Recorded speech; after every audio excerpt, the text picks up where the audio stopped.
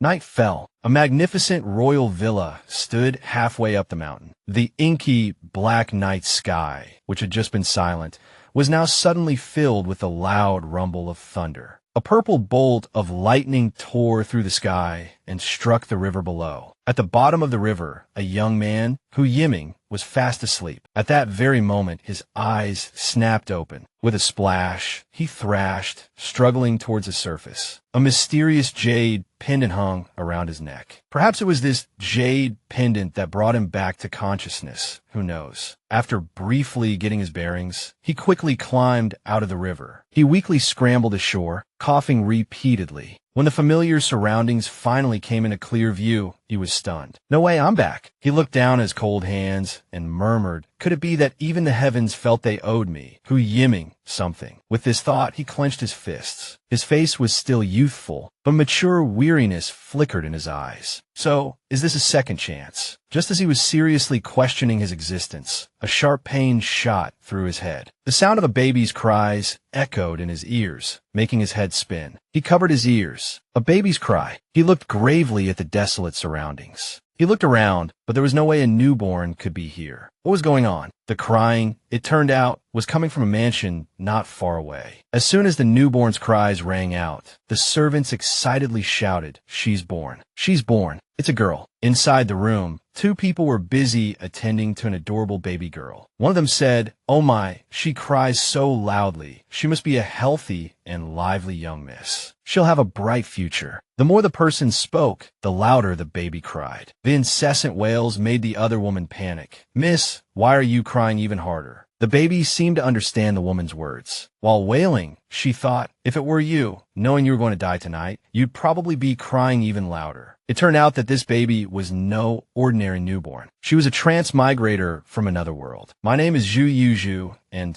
15 minutes ago, I transmigrated into a book. The good news is, I've become the cherished daughter of the prince of Onping Manor. If nothing goes wrong, I can coast through life. The bad news is, according to the plot of the book I read, I'm going to have an accident today. Not only that, I'm going to die very soon, and my mother, Lu Ruyan, is a darn villain." The more she thought about it, the more heartbroken she became for her tragic fate. Why did I transmigrate into such a heartbreaking novel? The male lead wipes out the female lead's entire family, and then all sorts of grudges and conflict happen. The title seems to be something like The Prince's Treacherous Beloved Concubine, or something. And the male lead, Zhu Chaosheng, the Prince of Onping of the Nanyu Kingdom, is actually my heartless father. Even more tragically, my mother, Lu Ruyan, although the princess, is just a neglected cannon fodder character in the original plot. Worse still, Lu Ruyan and the female lead give birth on the same day. My scumbag dad, in order to give the female lead's precious daughter a legitimate identity, sends someone to switch us right after we're born. Meanwhile, the midwife sent by that scumbag dad was desperately covering her mouth. "Miss, please stop crying, or the princess will wake up." The female lead child lay comfortably in a gorgeous crib, while the true legitimate daughter was about to become an imposter. She had read this part of the plot countless times and knew it by heart. The more she thought about it, the harder she cried. I, Zhu, accidentally suffocate to death during the baby swap, becoming a tragic cannon fodder character in the male and female lead's melodramatic love story. She knew that this was the exact moment she had transmigrated back to, the moment Zhu was suffocated. Too young to speak, she could only cry out to heaven. Oh heavens, the starting point is too much. As if struck by inspiration, she immediately entered a state of feigned death, rolling her eyes back and sticking out her tongue. Seeing this, the midwife was so frightened that she released her hand from the baby's mouth. "Oh no, did I accidentally kill her?" Without a trace of remorse, she quickly placed her back in a crib next to the female lead's child. Dead is dead. The prince doesn't care about this child anyway. Quickly, someone disposed of the body. 1 second Yuju was playing dead. The next, she mischievously opened her eyes. In an instant, she unleashed all her pent-up anger on the female lead's child. Looking at the sleeping infant,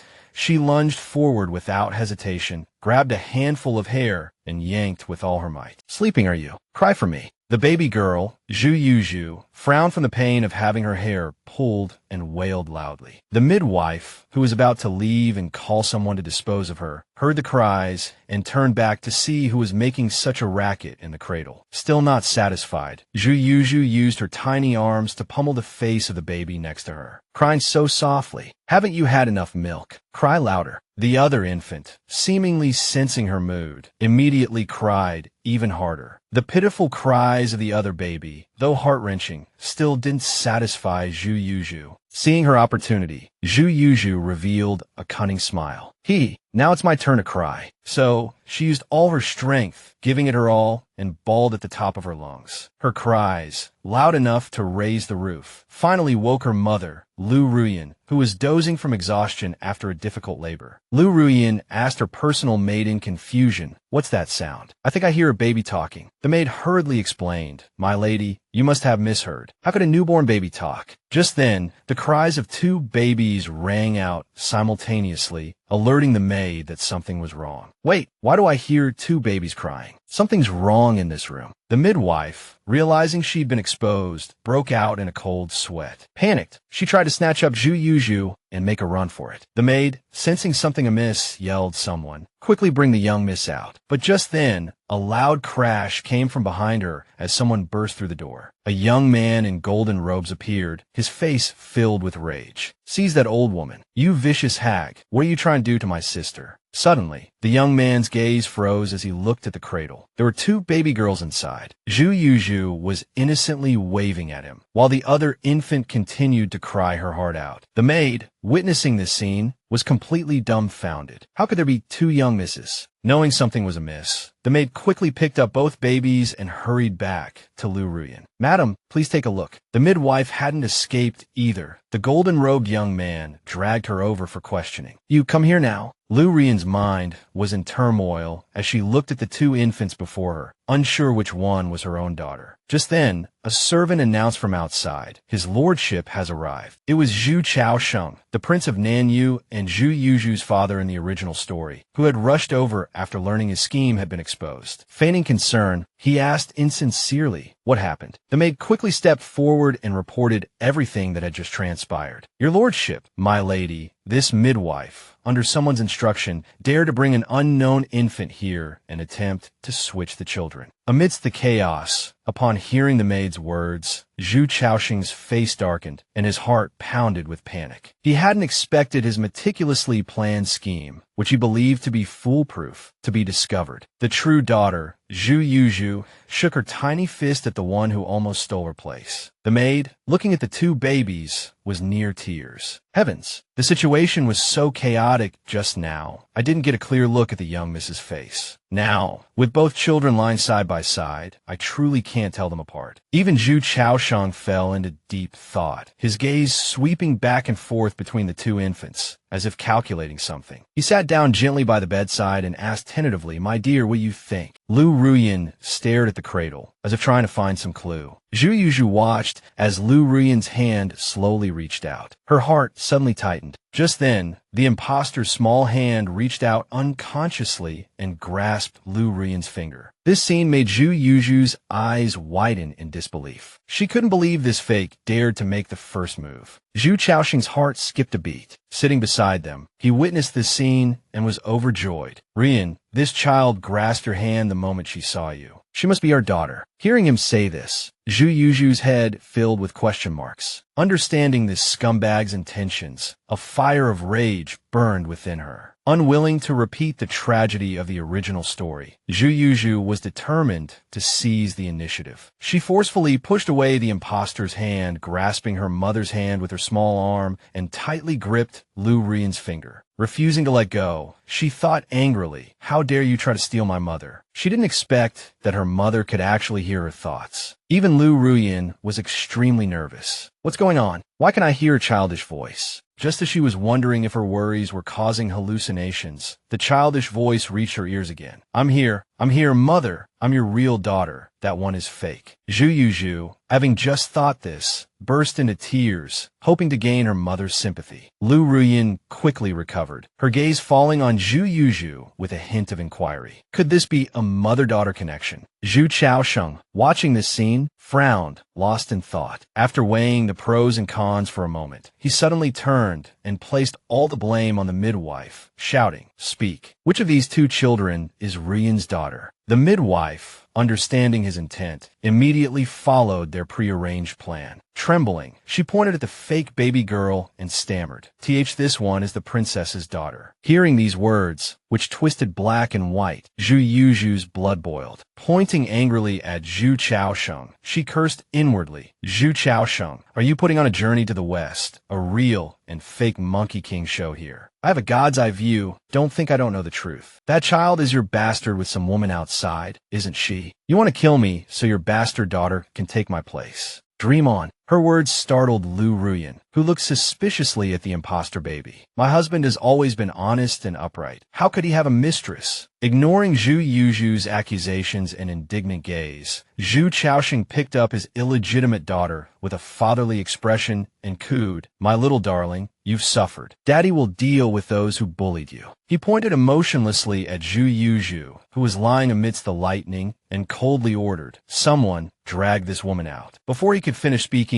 Lu Ruyan interrupted him, saying, "Husband, wait. This matter needs to be thoroughly investigated. Such hasty action is inappropriate." Lu Ruyan seemed to have sensed something, scrutinizing the situation and thinking to herself, "My husband's eagerness is rather suspicious." At this moment, Zhu Chaosheng and Lu Ruyan's third son, Zhu Jima, also spoke up. "Yes, mother's right. We don't know who is behind this midwife. We must find the mastermind behind this before the truth can be revealed." Hearing this, the midwife broke out in a cold sweat and began her performance, crying and wailing, "Princess, young master, it was this old slave. I was momentarily blinded by greed. Seeing the wealth of the manor, I was tempted to swap the children so that my granddaughter could enjoy a life of luxury. I confess my guilt." Zhu Yuzhu had given up by now, muttering to herself, "So much drama. First, a malicious old woman tries to harm me. Then my own father wants to kill me. First, it was the Mengpa soup. Now it's the coffin." She looked like a little angel about to depart from this world, closing her eyes and letting her hands fall to her sides. "I guess I'll just prepare for reincarnation. Goodbye, mother. I'm going to be reborn tonight." Hearing her inner thoughts, Lu Ruyan became even more certain that something was amiss. "Husband, this servant is cunning. What if she insists that the child is her granddaughter? Won't we fall in her trap?" Zhu Chaosheng, unsurprised by the chaos, seemed to have anticipated this and had a backup plan ready. Without hesitation, he suggested, "My beloved consort is absolutely right. How about a blood test?" Hearing this suggestion, Zhu Yuzhu was stunned. Then she began to struggle frantically, waving her arms and legs. But all Lu Ruyan heard was silence. The inner voice from before was gone. Noticing the anomaly, Lu Ruyan wondered, puzzled, "Do I need physical contact with the baby to hear her thoughts?" To test her theory, Lu Ruyan gently placed her hand on Zhu Yuzhu's head. As expected, the moment her hand touched her, Zhu Yuzhu's countless thoughts echoed in her ears. "A blood test. I'm a level 10 scholar of palace intrigue novels. I bet that midwife added alum to the water. Later, they'll only test me in her. Oh heavens, I beg you. I'm willing to trade this midwife's life for my mother's lifelong peace. Please, let her never be tormented by this scumbag and his mistresses again." A maid brought in a basin of water for the blood test. Zhu Chaosheng smiled meaningfully and suggested, "My beloved consort, since the midwife claims the child in the basket is her granddaughter, why don't we test the two of them?" Hearing his words, Zhu Yuzhu sneered, "I knew it. This world is just one big palace drama." Lu Ruyan's face paled as she realized the inner voice she heard matched reality perfectly. But don't forget, Lu Ruyan wasn't a pushover. She was the vicious female antagonist in the original story. So, without changing her expression, she cooperated. "All right, husband, whatever you say." A cold glint flashed in Lu Ruyan's eyes, and she suddenly signaled to her trusted maid. The maid immediately understood and nodded slightly. Just as the midwife walked towards the basin, preparing for the blood test, Lu Ruyan's trusted maid suddenly stuck out her foot, tripping the old woman. With a thud, the midwife fell flat on her face. The basin of water in the maid's hands by Zhu Chaosheng also went flying, splashing water everywhere. The midwife sensed something was wrong, struggled to sit up, and accused, "Your Highness, someone pushed me." Lu Rian's expression instantly turned icy, her eyes burning with fury. "You were standing right behind Lu Bai. Lu Bai is my person. She wants to confirm which child is mine more than anyone. How could she let you succeed?" Lu Rian, knowing the importance of striking while the iron is hot, didn't give anyone a chance to interrupt and ordered, "Lu Bai, bring another basin of water. We'll try again." Just as Lu Bai was about to leave, a dashing young man unexpectedly appeared at the door, strolling in with a smile. This person was none other than Zhu Chaosheng and Lu Rian's eldest son, Zhu Jima. He walked in smiling and said, "There's no need for that." Everyone was quite surprised to see Zhu Jima.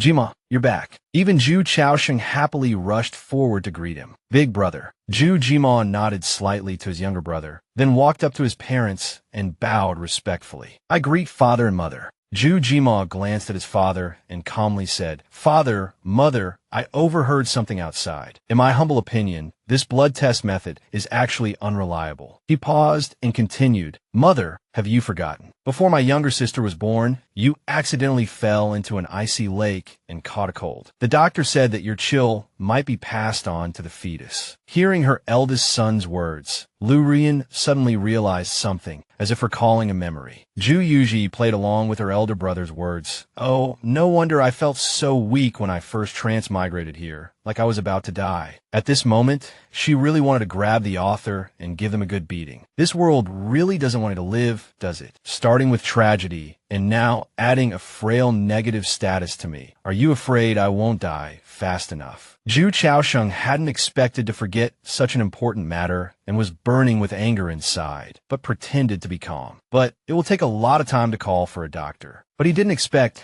Zhu Jima's next sentence to render him speechless. "Father, mother, I just happened to bring a doctor back to the manor. Why don't we let him take a look at my younger sister?" The doctor quickly walked up to Lu Rian and bowed. "Please excuse my presumption." At this moment, Zhu Yuji's face was flushed, her eyes dizzy, and she was disoriented. The doctor took her pulse, examined her, and said in a panicked voice, "This is bad. The child has a high fever." Hearing this, Lu Rian worriedly picked her up. "What?" she said in disbelief. Zhu Chaosheng looked at his newborn daughter with a sinister gaze, his eyes full of resentment. Seeing her mother so worried about her, Zhu Yuji reached out her small hand and gently grasped a strand of her mother's hair, silently encouraging her, "Don't panic. According to the laws of transmigration novels, I'm the protagonist now, so I'll definitely be fine. I won't die." Hearing her daughter's inner voice, Lu Rian's heavy heart finally relaxed. Her eyes filled with tears, she softly said, "My daughter will be fine." Knowing his plan had failed, Zhu Chaosheng came up with another scheme. Pointing at the child he had intended to swap, he said, "Ruyan, you're right. Our daughter will be fine. As for this servant,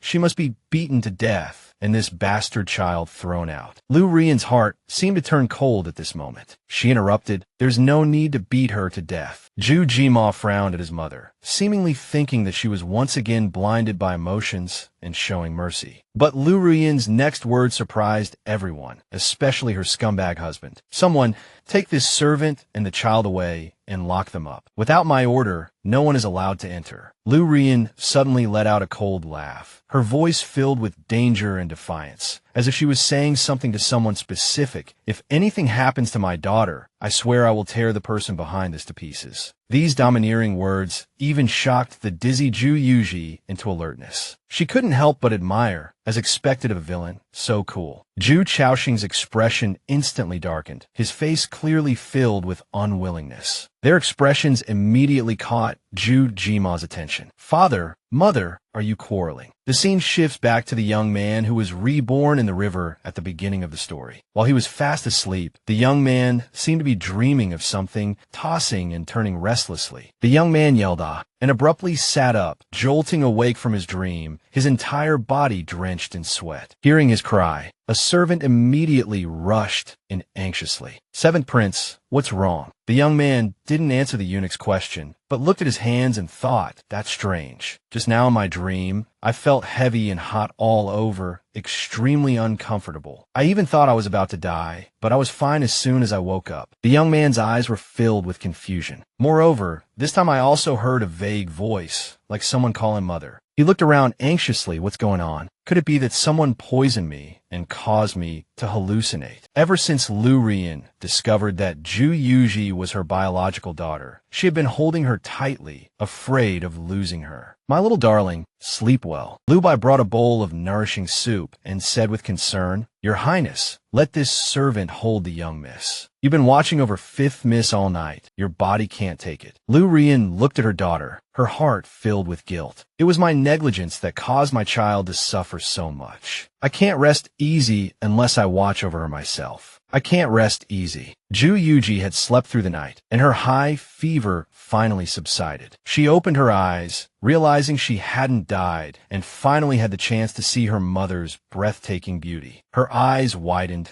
staring blankly, even forgetting to blink. Lu Rian noticed this strange behavior and looked back at her, thinking, why is this child staring at me with wide, unblinking eyes? Lu Bai, not thinking much of it, ran out happily. Fifth Miss is awake. I'll go call the doctor. Lu Rian gently stroked her daughter's cheek, wanting to know what she was thinking that made her so entranced. At this moment, Ju Yuji's eyes were filled with infatuation, her mind wildly praising Lu Rian's stunning beauty. Oh my God, my mother is so beautiful. This face is enough for me to be obsessed with for a lifetime. No wonder the legends say she's poor, miserable, fallen, and vicious, but never ugly. Empress Rian, truly a figure who dominates half of the online novel world. This inner voice amused and delighted Lu Rian, and she chuckled softly. Ju Yuji could only smile ingratiatingly at her mother. Hee, from now on, I'm your daughter too. Lu Rian looked at her youngest daughter and thought, Little Five, you are my youngest daughter. Your eldest brother, third brother, fourth brother, and I will all protect you well, and so will your father. But as soon as she thought of this, she suddenly paused, her expression changing slightly as she carefully considered everything that had happened. Since she entered the manor, apart from concubine Jiang, who had already been there, Zhu Chaoxing hadn't taken any other concubines. Everyone said that the Prince of Anping loved his wife dearly, but if it weren't for Little Five's birth, she wouldn't even know he had a so-called true love outside. Ju Yuji, highly sensitive to emotions, noticed her mother's unhappiness. She quickly nudged her mother's chin with her small arm and called out, Mother. This action startled Lu Ruyan from her thoughts. She suddenly realized that this daughter was a priceless treasure bestowed upon her by heaven. So she smiled gently and said,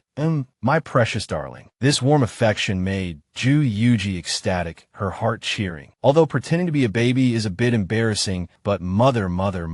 I have a mother. I'm surrounded by treasure. Hearing these honey-sweet words, Lu Rian couldn't help but kiss her daughter's cheek. Ju Yuji was flattered and couldn't contain her joy, exclaiming, Wow, Mother's kiss is so fragrant. Mother kissed me. Mother's lips are so soft. Seeing her flushed with excitement, Lu Ruyan covered her mouth and laughed. Haha, is Little Five shy now? Just as the two were having fun, Ju Jima came over and called out, Mother. He approached his beloved little sister and said, Mother, I came to see you and Little Five. How is Little Five now? Seeing her rosy and lively face, he smiled slightly. It seems there's nothing to worry about now. Then, Ju Jima suddenly turned serious. Mother, there's something I want to ask you. He voiced the question that had been on his mind since yesterday. Why did you confine that servant and forbid anyone from visiting her, not even father? And last night, I saw you order someone to take away the water used for the blood test. Do you suspect something is wrong with the water? Directly questioned by her eldest son, Lu Ruyan's eyes flickered, not daring to look at him directly. Moira has always been clever. He must have sensed something is amiss. After a moment of hesitation, she asked, Moira, what kind of person do you think your father is? Hearing her question, Ju Jima's expression turned troubled, his eyes narrowing slightly. Mother, do you really want to say? After receiving his mother's nod, the young man sighed and slowly recalled. Mother, do you remember when the heir was being chosen? I said I had no intention of inheriting, and then concubine Jiang gave birth to the second prince. Your Majesty, the matter of the heir, those rumors outside truly have nothing to do with me. To prove my innocence, I am willing to enter the Buddhist hall and never come out again. At that time, I found it strange. Concubine Jiang is so cautious. Even if I couldn't become the heir, she would never spread such rumors. Even Zhu Xiaosheng, when a court brought up family matters, pleading, "Your Majesty, I have made up my mind. The heir can only be born of my legal wife. Now that my legal wife has given birth to the third prince, I implore your Majesty to appoint the third prince as the heir." This incident also made countless people admire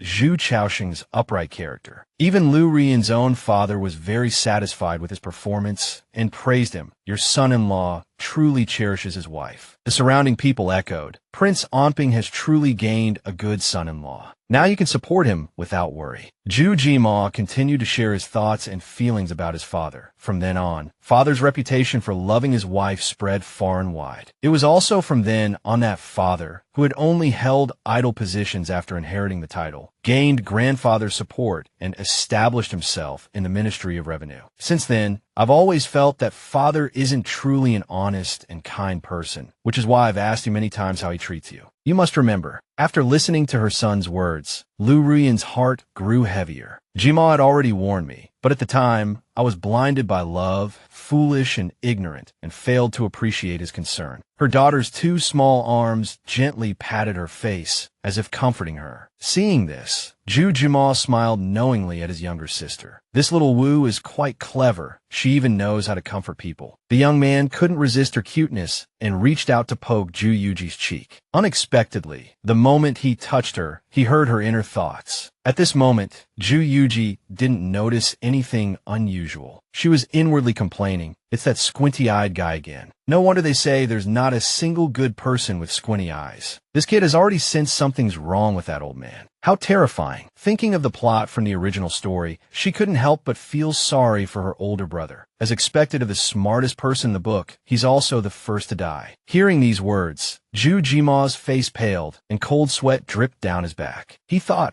what does she mean by that? Zhu Yuji sighed, recalling what she had read before. That old man killed his own mother in order to marry his true love. TSK, how audacious. Big brother, after sensing something was wrong, immediately started investigating their mother's death. But for some reason, right at that time, the emperor ordered him to go on a diplomatic mission to an enemy country, so he had to suspend the investigation. The timing is too coincidental. However, on his way back, Big Brother was ambushed, but thankfully he narrowly escaped death. Phew, that was close. After going through all kinds of hardships and returning, he unexpectedly became the emperor's right-hand man, the 9,000 years eunuch. In order to climb to the peak of power, he persecuted loyal officials, slaughtered innocent people, and created countless unjust cases. What a scoundrel. In the end, he met a gruesome end, drawn and quartered. Sigh, it's truly karma. Thinking of that scene, Zhu Yuji couldn't help but shiver. She stretched out her small hand and grabbed his finger, silently thinking, "Big brother, you must be a good person in the future. I'll be watching you." Her inner voice not only shocked Zhu Jima, but also made her mother, Lu Ruyan, freeze in place, staring at her eldest son with astonishment. Zhu Jima's face darkened as he tried his best to conceal his true emotions. Just now, little Yuji called their father old man. Was she referring to father? The suspicion in his heart grew deeper. Could it be that little Yuji can predict the future? Recalling his mother's previous attitude, Zhu Jima fully believed this to be true. No wonder mother suddenly changed so much. It must be related to little Yuji's ability. He began to worry whether anyone else besides him and his mother could hear her thoughts. Just as he was lost in thought, a loud announcement from a servant outside the door interrupted his train of thought. The prince has arrived. When Zhu Yuji heard her scumbag father's name, her little face instantly crumpled. Her older brother noticed the expression and chuckled inwardly. Just by looking at that expression, you can tell she's cursing him with the most vulgar words. That scumbag, Zhu Chaosheng, put on a sanctimonious air and rushed in, pretending to be concerned about his wife. "My beloved, I heard little Yuji has awakened." He walked up to her and put on a fatherly act, saying, "I was so worried last night. The thought of little Yuji having such a big accident kept me up all night." What an actor. "Come, let daddy give you a hug." As he spoke, he reached out to hug her, but Lu Ruyan quickly stopped him. But her mother was too slow. Before she could react, the scumbag had already picked her up. Honestly, Zhu Chaosheng seemed to sense something was amiss and asked suspiciously, "My beloved, why are you so nervous?" He extended his hand, pretending to check her forehead's temperature. After confirming she was fine, a calculating glint flashed in his eyes, though he didn't show it on the surface. Thankfully, the fever has subsided. Otherwise, I would have had to go into the palace to summon the Imperial physician. When that scumbag touched her, Zhu Yuji shuddered in disgust. Meanwhile, her mother and elder brother noticed that Zhu Chaosheng didn't seem to react to anything unusual after picking up Zhu Yuji. They both breathed a sigh of relief. It seemed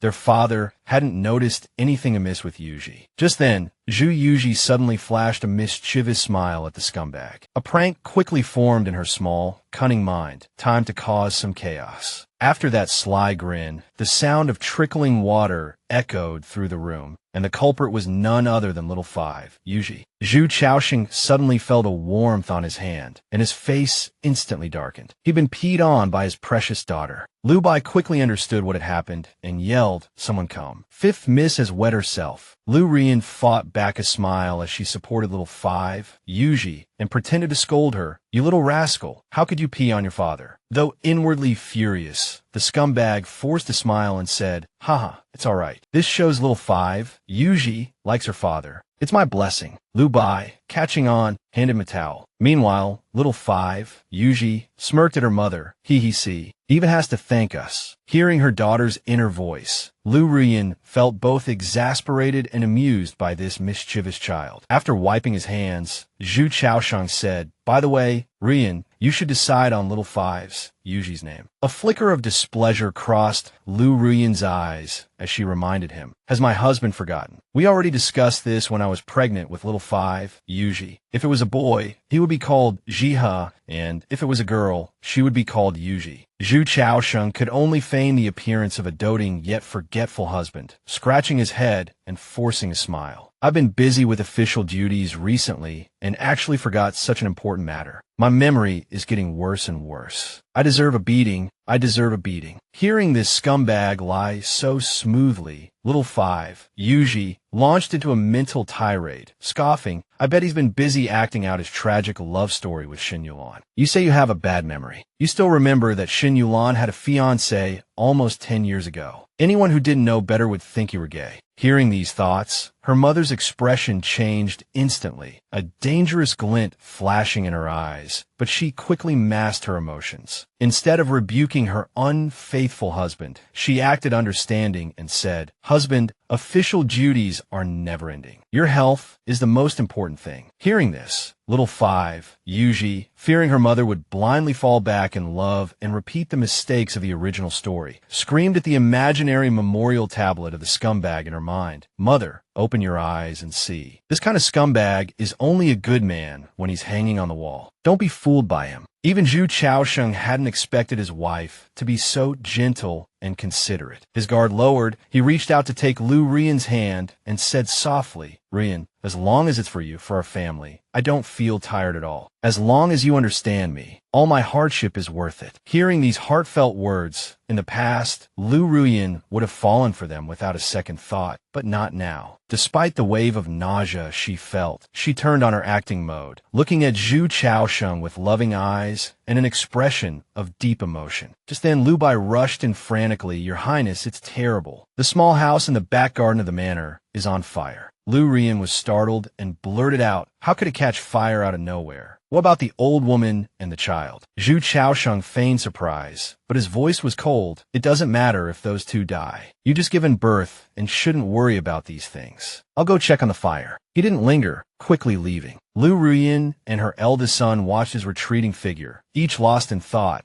but both knew this incident must be related to Zhu Chaosheng. Zhu Jimal wanted to investigate and made an excuse to leave. "Mother, I'll take my leave." As he was about to depart, she called out to him, "Jimal." Lu Rian's eyes held seriousness and determination as she said, "If one day you enter the court as an official, your mother will support you." These words hit Zhu Jimal like a ton of bricks. His birth mother's words still echoed in his ears. "If one day you enter the court as an official, mother will support you." Zhu Jimal knew his mother must have heard Little Five's, Yuji's, inner voice, which was why she said these words to him. He bit his lip, clearly hesitant. After careful consideration, he bowed and said calmly, "Don't worry, mother. If one day I'm forced to stand in a high position, it will be because there are people who must be killed but cannot be killed. But for now, I don't want to become a bad person so quickly. I'll take my leave." Hearing his words, Lu Rian's heart sank. She pondered, if Jimor really becomes like Little Five,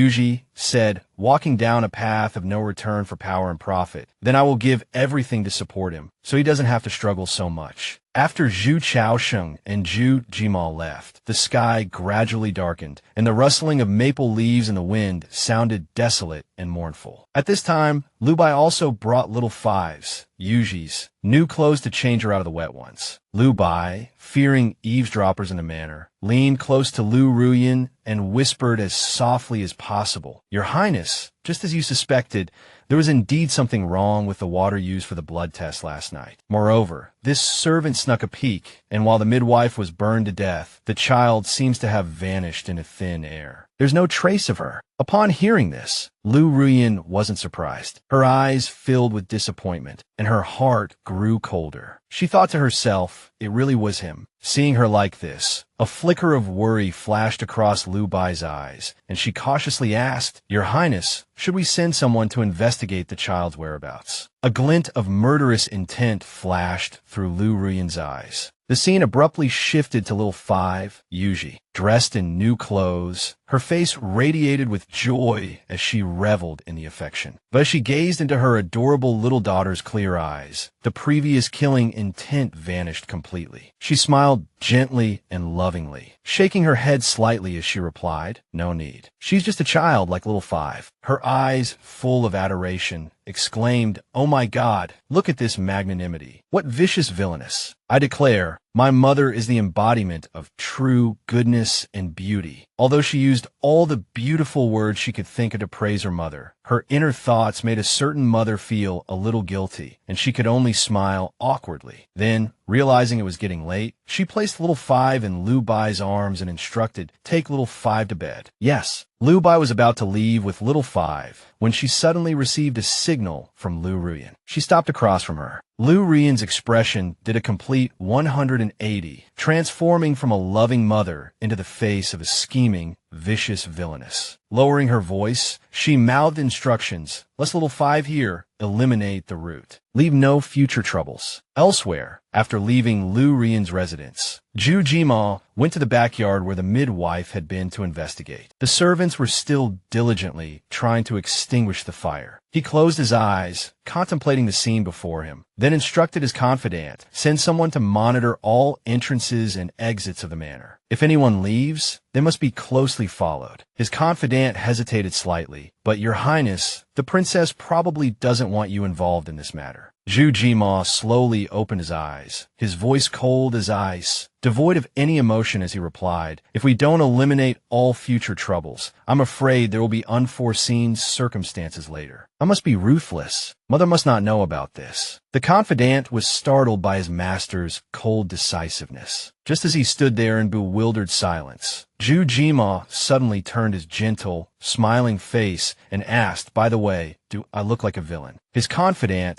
seeing him ask this, didn't hesitate, his expression unchanged as he vigorously shook his head and replied, "Young master is elegant and refined." Not all. Hearing this, Zhu Jima gently fanned himself with his fan and replied with a gentle smile, "Oh, really? It seems I have a talent for playing the good guy." Then the two left together. Elsewhere, the sky was gloomy and dark clouds churned. Ning Huimin had another incredibly strange dream. In the dream, he entered a pitch-black place where two women stood beside a cradle. One of them, an extremely beautiful woman, was gently rocking the cradle. She coaxed the baby in the cradle helplessly. "No matter how much you like this night-luminescent pearl, you can't chew on it while you sleep. I shouldn't have let you see it when your sister sent it." The servant girl beside her laughed. "Her Highness knew our young miss would like it, so she specifically ordered someone to fetch half a shimmer." The baby's cries echoed continuously from the cradle. Seeing this scene, Ning Huimin couldn't help but recall the crying in his dream. Since his rebirth, Ning Huimin had dreamed of this crying countless times, making him extremely curious and wanting to know the truth behind it. The sound seemed familiar to him. Who was that child? Driven by the curiosity to uncover the truth, his feet involuntarily moved slowly towards the source of the crying, but each step felt incredibly heavy. When he was only a few steps away from the cradle, thinking he was about to see the child's face, his feet seemed to take root, unable to move even half a step further. Suddenly, the surrounding environment changed, the scenery spinning rapidly. Before he could figure out what was happening, a voice filled with intense pressure and killing intent rang out from behind him. Hearing the sound, Ning Huimin turned around vigilantly. As he turned, he was met with the sight of a blade flashing towards him like lightning. Before his eyes was a vision of his future, the grown-up girl who would stab him. He saw her dressed in white mourning clothes, a cloth band tied around her head, striking without hesitation, aiming a fatal blow at his abdomen. Blood still seeped from her beautiful face, hatred burning in her eyes. Through gritted teeth, she spat, "You died because of your ambition. You ruined the southern kingdom, killed my brothers, and you still dared to force me to marry you. Go to hell and pay for my brothers' lives." With that, she twisted the sword in his gut, driving it deeper. With his last breaths, Ning Huimin still didn't refute her accusations, thinking it was all absurd. He didn't even know this woman. Everything she said was pure fabrication. However, her next words made him doubt his own ears, his pupils contracting sharply. "You thought you could control everything by being reborn. You planned everything perfectly, but you didn't account for me, did you? What did you say?" He choked out. His face was pale, his breathing shallow. Without hesitation, she shoved him away. He wanted to hear the rest, but unfortunately, his consciousness was fading, blood gushing from his wound. He stumbled back, still clutching the blade protruding from his abdomen. Before his eyes closed, he clearly saw the dagger buried in his stomach, murmuring deliriously, "This dagger is my mother's relic." Zhu Yuji's eyes snapped open, like someone yelling surprise. At a funeral, he slapped a hand to his stomach, gasping for air as if he'd just run a marathon in his sleep. Then he patted himself down frantically. Yep, his precious jewels were still there. Phew! Zhu Yuji collapsed dramatically, utterly exhausted. Thank heavens, he muttered to himself. Just a nightmare. He slowly drew his sword, staring at his worried reflection in the gleaming blade. He blinked, a little shaken. But was it really just a dream? Or is my subconscious trying to tell me something freaky? Just then, one of his subordinates scrambled in, nearly tripping over his own feet. "Your Highness! Your Highness!" He panted. "Master Ming Yi has returned. His Majesty has summoned him to the palace upon hearing of the Master's return."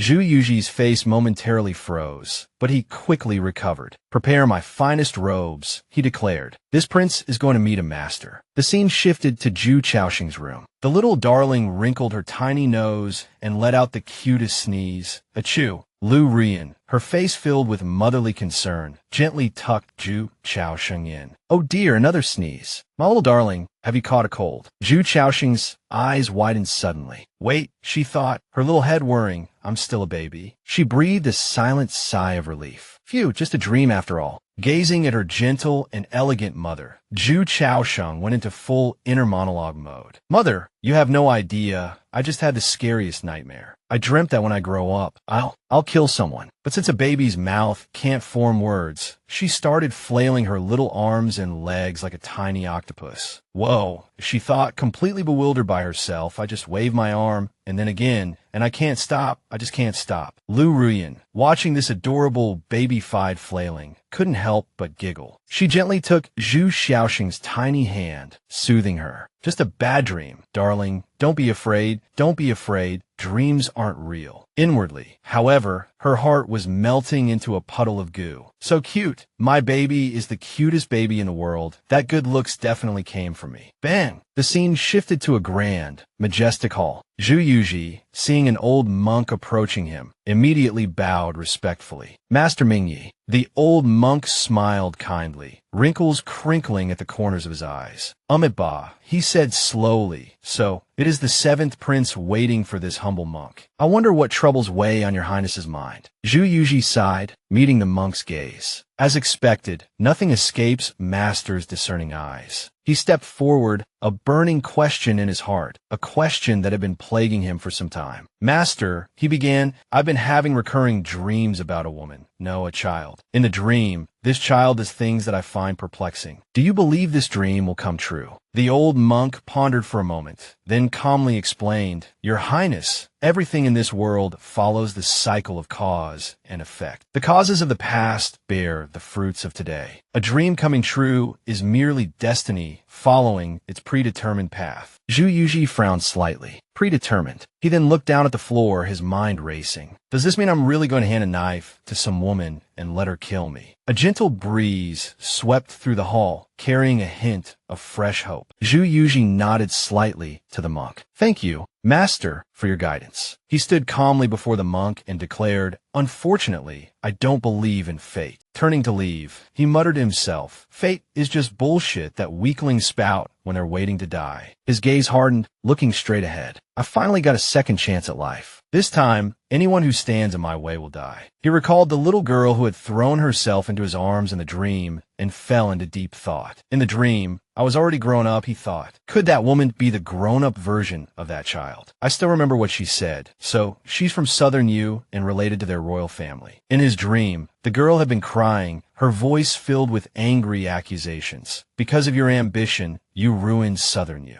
You killed my brother. Amipa. 1 month later, the banquet hall was bustling with noise and excitement. The guests all offered their congratulations with smiling faces. Congratulations, Your Highness. Congratulations, Your Highness. The fifth miss has turned 1 month old. Look at her eyes and nose. They're exactly like the princess consorts. Held in Lu Ruyan's arms, Zhu Chaosheng rolled her eyes internally. Ugh, when will these pleasantries ever end? She thought irritably, but I have this strange feeling like I've forgotten something important. What could it be? Just then, a guard announced, Her Majesty, the Empress, has arrived. The Empress walked in with grace and poise, her presence commanding the room. She smiled gently at everyone and nodded slightly. Rise, she said kindly. Today is my granddaughter's 1-month celebration. There's no need for formalities. Everyone immediately bowed and said, Thank you, Your Majesty. Then, with a beaming smile, she walked towards Zhu Chaosheng. Seeing that adorable little face, her heart melted instantly. Little five, I'm your aunt. Zhu Chaosheng stared intently at the Empress's face. Suddenly, a light bulb went off in her little head, her thoughts racing. Empress Lu Ruxiang, my aunt. Oh no, I completely forgot my dear aunt has a life or death matter. The more Zhu Chaosheng thought about it, the more panicked she became. Oh my god, my aunt, she almost died. So, based on the current situation, this is a 3-part love-hate drama, and the Lu family is basically a factory that produces vicious female antagonists. No wonder Lu Ruxiang became that vicious white moonlight in the first part. Not only was she the male lead's first love, but she was also the head of the palace abortion squad, making sure all the concubines drank copious amounts of that abortion medicine to secure the crown prince's position. But the male lead of the first part, Shun Jin, fell in love with the female lead, who was basically Lu Ruxiang's stand-in. What a mess. After Shinjin became emperor, he suspected Lu Ruxiang of harming his beloved woman. In the end, this vicious white moonlight died tragically in the male lead's groveling for forgiveness arcsai. So cliché. Recalling the plot, Zhu Chaosheng widened her eyes and looked at Lu Ruxiang with concern, thinking impossible. How could someone as beautiful as my aunt be a villain? The author must be mistaken. Just then, Lu Ruxiang chuckled and playfully poked Zhu Chaosheng's cheek. Look at this little one with a red mole between her eyebrows. She looks just like a little immortal who walked out from under Buddha's seat. So cute. Seizing the opportunity, Zhu Chaosheng grabbed Lu Ruxiang's hand with both of hers, her eyes sparkling. Oh my, you're like a fairy descended from heaven. Your beauty is enough to topple empires. Your temperament is extraordinary. Hearing these childish words, Lu Ruxiang was stunned. Wait, what did I just hear? Did I just hear little five talking? She clearly couldn't believe her ears and stared blankly at Zhu Chaosheng. Just then, Zhu Chaosheng sighed haughtily again and muttered to herself nonchalantly, Such a beautiful concubine. It's a pity she's going to die soon. That scumbag, Shunjin, really needs to get his brain checked. The more she thought about it, the angrier she became. Continuing, he's clearly got a problem. He found Yin Yuer as Aunt's stand-in, and now that the stand-in is dying, he's fallen in love with the stand-in. She couldn't hold back any longer. Fine, love whoever you want. You guys play your groveling for forgiveness game until the kingdom falls apart. It's as chasing. Why drag my aunt into the fire? 10,000 taels of gold wouldn't be worth these 2 eye-roll-inducing messes. Hearing these words, Lu Ruxiang felt as if struck by lightning, her face darkening. Her eyes were filled with suppressed panic. Little five, said Shunjin, is going to kill me. Then she recalled the time she spent with Shinjin. He had doted on her so much and even promised, from now on, there will only be Xiang in my heart. Then she thought carefully. The Yenyuer that little five mentioned, she seems to be a concubine living in some cold palace, right? She looks a lot like me. Shinjin once said that he sought out Yenyuer to ease his longing for me, but he didn't have any feelings for her.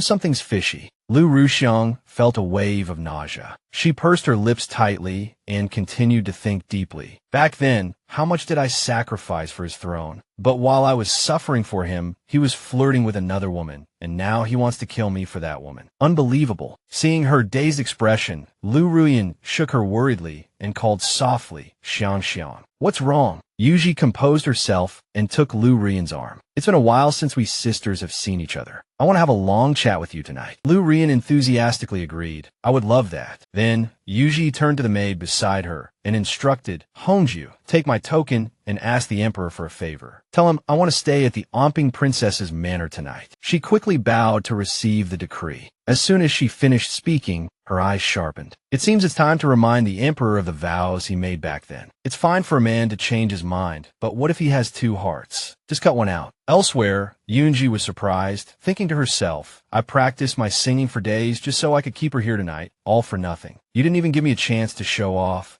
Thinking of this, she looked at Lu Ruyan helplessly and sighed. The scene changes to a caravan resting on the road. A subordinate hurried to the front of the carriage. He respectfully reported, Your Highness, we are about to arrive in the capital. Why don't we rest outside the city today? Someone inside the carriage lifted the curtain and looked at him coldly. It's still early. Why not hurry into the city? What do you mean by having me stop outside the city? Impudent. He calmly explained, Your Highness, you are unaware. The two countries are negotiating peace. If we rush into the city, it will make Southern Yu misunderstand that Bai Yin is afraid of them. If Southern Yu truly has the sincerity to negotiate peace, they will naturally send someone to welcome us into the city. The man inside the carriage didn't rush to speak. I see. I was being thoughtless. Then I'll listen to you and rest at the inn outside the city. The subordinate lowered the curtain. The man inside the carriage then revealed his inner thoughts, adding, They really went to great lengths to prevent me from entering the city. But I have to give them credit for being able to endure for a whole month, waiting until we reach the capital to make their move. Elsewhere, the subordinate was surprised by his appearance. Your Highness, what happened to your eyes? He didn't care and coldly ordered, It's nothing. It's better to be safe. How are the things I asked you to prepare? Hearing this, he replied, Rest assured, Your Highness, everything is ready. He nodded in satisfaction. Good. Tonight is destined to be a sleepless night. Just then, at the banquet, a woman's voice cried out in alarm, Your Majesty. She hurriedly knelt in front of Lu Ruxiang, her expression filled with terror and her face full of grievance. Your Majesty, please uphold justice for this humble woman. Lu Ruxiang looked at her in confusion and asked, What happened? It turned out that this person was none other than the younger sister of the new top scholar. She stammered in fright, Lu Ruyan, beside her, also looked at her curiously, while Zhu Yuji screamed internally, Oh no, I almost forgot about third brother. According to the original plot, third brother was made the heir apparent early on and taken by father to be groomed. As a result, he became spoiled when he grew up, indulging in sensual pleasures. Thanks to father's cover-up, mother knew nothing. And everything that led to him becoming like that started at the full moon banquet. That day, third brother behaved inappropriately and offended the top scholar's daughter. But mother and aunt thought she was making false accusations and scolded her in front of everyone in the main hall, leaving her unable to defend herself. Unable to bear the humiliation, the young lady committed suicide after returning home that night. From then on, the top scholar held a grudge against the Zhu family and eventually plotted to have third brother commit adultery with the emperor's concubine. Thinking of this, Yuji cautiously looked up at Lu Ruyan and continued her thoughts, leading to him ending up with his hands and feet cut off. Below, the top scholar's sister sobbed, startling Lu Ruxiang back to reality. This humble woman has been wronged, but I really don't know what to do. At this moment, she looked at Lu Ruyin and whispered something, causing Lu Ruxiang to look over in confusion. Lu Ruxiang quickly walked down the steps and helped her up. This palace understands your grievance. Would you be willing to accompany this palace to the side hall for a chat? With tears in her eyes, she hesitantly looked up at her and said, yes. Time passed by. A while later, Zhu Jima hurried to the side hall. As soon as he entered, he asked in confusion, "Mother, you called for me." Seeing him, Lu Ruxiang immediately picked up the teacup on the table. Without hesitation, she splashed the tea directly onto Zhu Jima's face, catching him off guard. Lu Ruxiang coldly scolded, "You're so young, and yet you don't learn to behave, acting so indecently. Look at what you've done." Zhu Jima, his clothes disheveled, retorted, "Mother, I only pulled her sleeve. Is it that serious?" Yin Jishu, on the other hand, danced excitedly, exclaiming, "Of course it's serious. Mother, catch him and hang him up to beat him. If you don't beat him now, you'll only be able to dance on his grave later." Just then, a powerful foot ruthlessly kicked Zhu Jima's knee, forcing him to kneel. Lu Rian turned to the top scholar's younger sister and apologized. "I'm sorry. It's my fault for not disciplining him properly, causing you such grievance today. Whatever punishment you deem fit for him, I'll agree to it." Zhu Jima shouted indignantly, "Mother, how can you do this to me? I'm the prince of the manor." Hearing this, Lu Ruxiang rebuked him on Lu Rian's behalf. "Oh, really? Can this empress not discipline you? Do you even know who I am?" Then, with a cold face, she ordered, "Someone, the prince is disrespectful and disregards his elders. Drag him down and give him 20 lashes." Hearing this, Yin Jishu gave a thumbs up and muttered excitedly with admiration, "Awesome." The guards, upon hearing the order, quickly dragged Zhu Jima away, while the top scholar's sister looked at him hesitantly. Lu Ruyin then said to her, "Tomorrow, I will personally escort this little rascal to your door to apologize. Would that be acceptable, Mississippi?" The girl hurriedly bowed in response. This humble woman didn't expect Her Majesty the Empress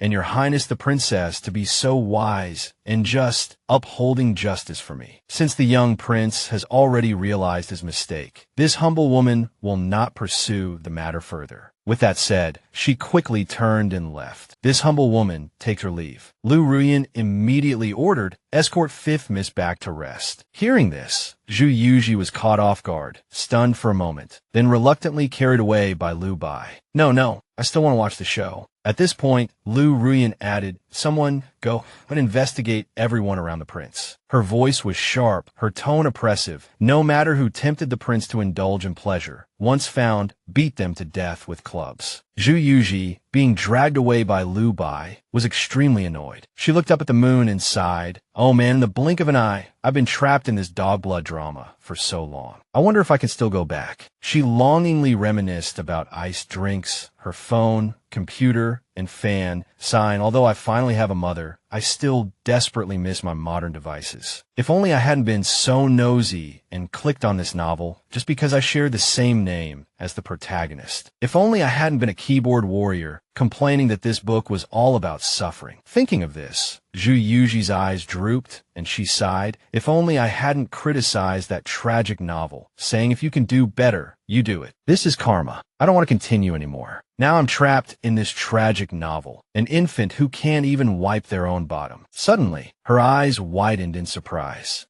A damn masked assassin, full of murderous intent, was flying towards her. Bang! So unprofessional, striking Lu Bai directly on the back of the neck with one palm. Then he quickly caught Zhu Yuji, who almost fell. The maidservant beside them panicked, shouting at his retreating figure, "Someone! There's an assassin!" Zhu Yuji, tears streaming down her face, gently wiped away the salty tears with her small hand. "Mother, goodbye. Tonight, I sail towards the sunset, taking my dark past with me. Goodbye, this crazy world. I'm gone." Meanwhile, in an inn outside the city, elsewhere in the capital, creak, the door of a private room was pushed open, and soft, purposeful footsteps approached the bedside. Another damn assassin. He raised a sharp iron sword, preparing to stab the person on the bed. The sharp iron blade pierced the quilt. But there's no one here. The assassin exclaimed anxiously, "Not good." He immediately lifted the quilt. He angrily threw the quilt on the ground. "We've been tricked. That little brat Ning Huimin isn't in the room. He must have entered the city. Chase him. If you see a child of that age, kill him rather than let him go. Meanwhile, the other assassin landed, holding Zhu Yuji. He passed through a desolate street and entered a small alley. The soldiers outside were frantically searching, looking for her everywhere. Panicked, he covered Zhu Yuji's mouth with his hand. She was ready to leave this world, her face pale, struggling helplessly. He anxiously thought, I didn't expect the Zhu family to blockade the city gates so quickly, even mobilizing the city defense army. Suddenly, he noticed a basket nearby. It's inconvenient to move with a child. I can only hide her temporarily. I'll hide her here and come back for her after the city defense army leaves. Zhu Yuji desperately tugged at his hand with her little fingers. Big brother, you can rob me of my money or my virtue, but can you please not cover my face? Although he couldn't hear her inner thoughts, he finally released his large hand. Zhu Yuji took the opportunity to gasp for air. She gasped, glaring at him resentfully. Do you people have some kind of face covering fetish? Before she could react, something was shoved into her mouth. The small object quickly gagged Zhu Yuji, preventing her from making any sound. She could only stare at him in frustration.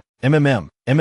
With a single motion, Zhu Yuji was covered by a nearby basket, and he casually walked away. Just then, a small foot slowly stepped out. It was Ning Huimin. He tiptoed past the basket. His eyes were deep and unreadable, but he was clearly unaware of Zhu Yuji inside. Ning Huimin looked around suspiciously, muttering to himself, I thought my disguise was enough to fool them, but I've run into a city-wide curfew. It seems I'll have to find a place to hide for a while. Thinking this, he noticed a large basket nearby. But as soon as he touched it, he heard a sound from inside. Hey. Ning Huimin recoiled his hand in disbelief, but still heard someone complaining. I'm going to teach you a lesson today. Diamond cuts diamond. Believe it or not, a tiny little walnut can trap me. Inside, Zhu Yuji wiggled around, reaching out with her small hands. Ugh, these cursed short arms. Zhu Yuji clenched her fists and grumbled. I can't show my face, so I'll just have to yell. Before she could come up with a plan, Ning Huimin outside had already opened the large basket. Zhu Yuji, ready to fight, opened one eye and stared at him in shock. Ning Huimin looked down blankly at the small thing below. Zhu Yuji, equally annoyed, glared back at the person in front of her. The two stared at each other in silence. A moment later, Ning Huimin gently picked her up and the basket was covered again. Only now, there was one more person inside, covering Zhu Yuji's small mouth. She grumbled discontentedly. Wait a minute, mister, aren't you being a little too forward? Not only are you not saving me, but you're climbing in here and covering my mouth. Why are you covering my mouth? Hearing all this, Ning Huimin stared at her in disbelief. I'm clearly covering this child's mouth. How can she still talk? Besides, she shouldn't be able to talk at her age. Wait, that's her inner voice. How can I hear her inner voice? Just then, several people walked past outside. They were the assassins pursuing Ning Huimin. They stopped and exchanged glances. Boss, I saw him run this way. How do we lose him? Hearing this, another man cursed, useless. You can't even handle a little kid. He peeked at them through the cracks in the basket. After hearing them leave, Ning Huimin lifted the basket lid. At this moment, Zhu Yuji also sat up, looking blankly at him as he cautiously checked their surroundings. Seeing that Ning Huimin was about to leave, she quickly grabbed his trouser leg. Her inner voice rang out again, as Zhu Yuji looked at him pitifully, her eyes sparkling. Wait, mister, since we're both hiding in the same basket, why don't you save me? I've been kidnapped. If you take me home, you'll be my brother from another mother. Only then did Ning Huimin truly take a good look at her. A flash of surprise crossed his eyes. This child, her inner voice, and these gorgeous clothes, just like in my dream. Could there be such a coincidence? I have to test her. Thinking this, he sat in front of her and said, It seems we're both in the same boat, abandoned by our families. But you're so young. How can I take care of you? Hearing this, Zhu Yuji burst into tears, pounding his chest as she sobbed. I still have a luminous pearl bigger than my fist. Although it pains me to part with it, I think I can give it to you. Hearing this, he recalled that strange dream again. Lu Ruyin smiled gently in the dream. Even if this child likes the luminous pearl, she can't keep gnawing on it. I shouldn't have let her see it when my sister gave it to me. At this moment, Ning Huimin thought incredulously, a luminous pearl. The child of my dream seemed to like one too. Now, He looked down at Zhu Yuji, a flicker of an unreadable emotion in his eyes. Then he looked at her tenderly and said, I don't know where you live. How about I leave you at the entrance of the yamen? Zhu Yuji was so moved, she almost cried, looking at him adoringly. Mister, you're truly a merciful god. Thank you, my living bodhisattva. Just as Ning Huimin picked her up, the assassins happened to appear behind them, saying triumphantly, Gotcha. We didn't look in the wrong place. You really are here. Ning Huimin froze, turning to look at them. Zhu Yuji was even more startled, exclaiming inwardly, Ah, they actually came back. It's a bit surprising considering how low their IQ usually is. Ning Huimin then pulled something out of his pocket. He looked at Zhu Yuji and whispered, Can you hold your breath? Not if you understand, otherwise you'll just faint later. Zhu Yuji cooperated perfectly, even giving him a thumbs up and nodding frantically, thinking to herself, understand.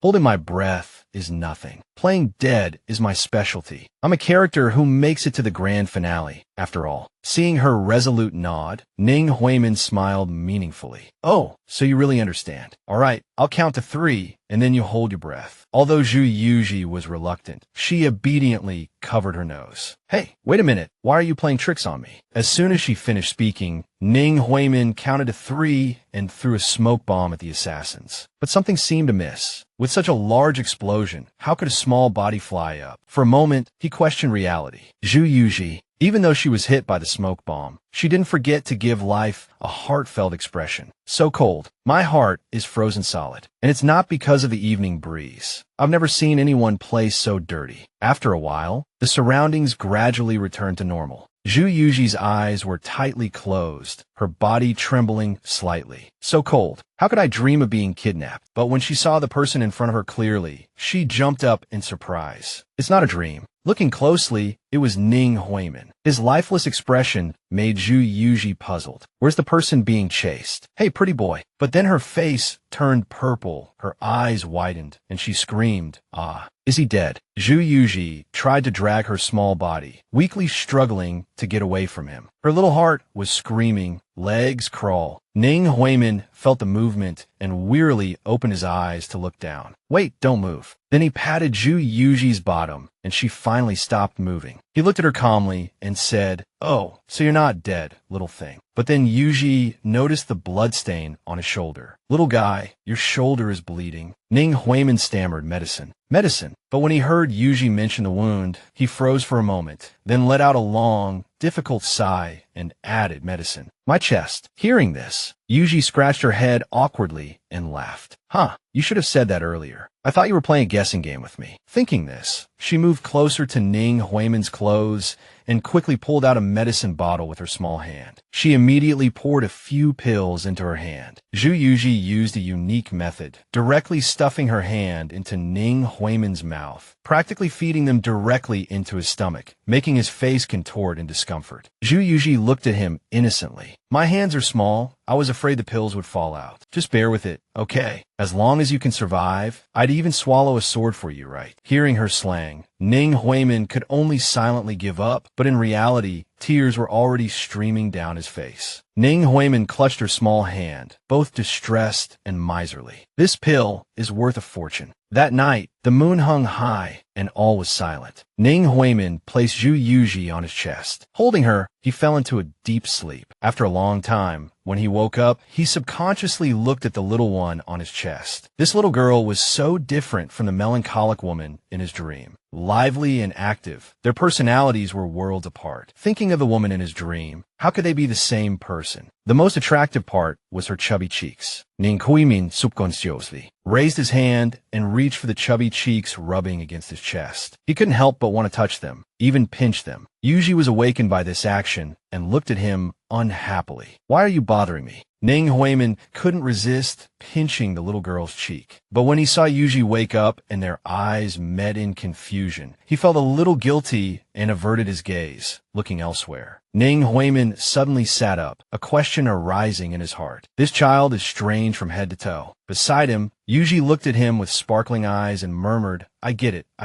It's just holding my breath. Playing dead is my specialty. I survived everything by playing dead. My track record speaks for itself. Thinking of this, Yuji gave herself 2 thumbs up. Since we're stuck in the same cage, why not consider it a one-time deal and save me? She said, pouting and studying him carefully. Ning Huimin leaned over, picked her up, and sat up. Logically, it's better to kill by mistake than to let one go. But she did save my life. Fine, I'll just leave her here to fend for herself. This is already my greatest act of mercy. Yuji, unaware of his intentions, looked at him happily. Hey, little guy, are you all right now? Then Yuji happily raised her hands, shouting Mimi. Her heart was filled with excitement. Then hurry up and take me away. But Ning Huimin stood up and walked straight out without looking back, leaving her stunned in horror. Huh, no way. Big brother, buddy, godfather. At this point, she flew into a rage. You make me feel like knowing you is a heinous crime. Scolding him to this point, tears welled up in her eyes, and she shouted desperately, if you're not going to save me, at least let me out. Just move me to the main road. Throw me anywhere you can't see me. Wow, I'm not picky. But Ning Huimin turned around and nudged her little foot with the tip of his shoe. He sat down in front of Yuji with a cold look in his eyes and casually asked, why are you crying? She looked at him suspiciously.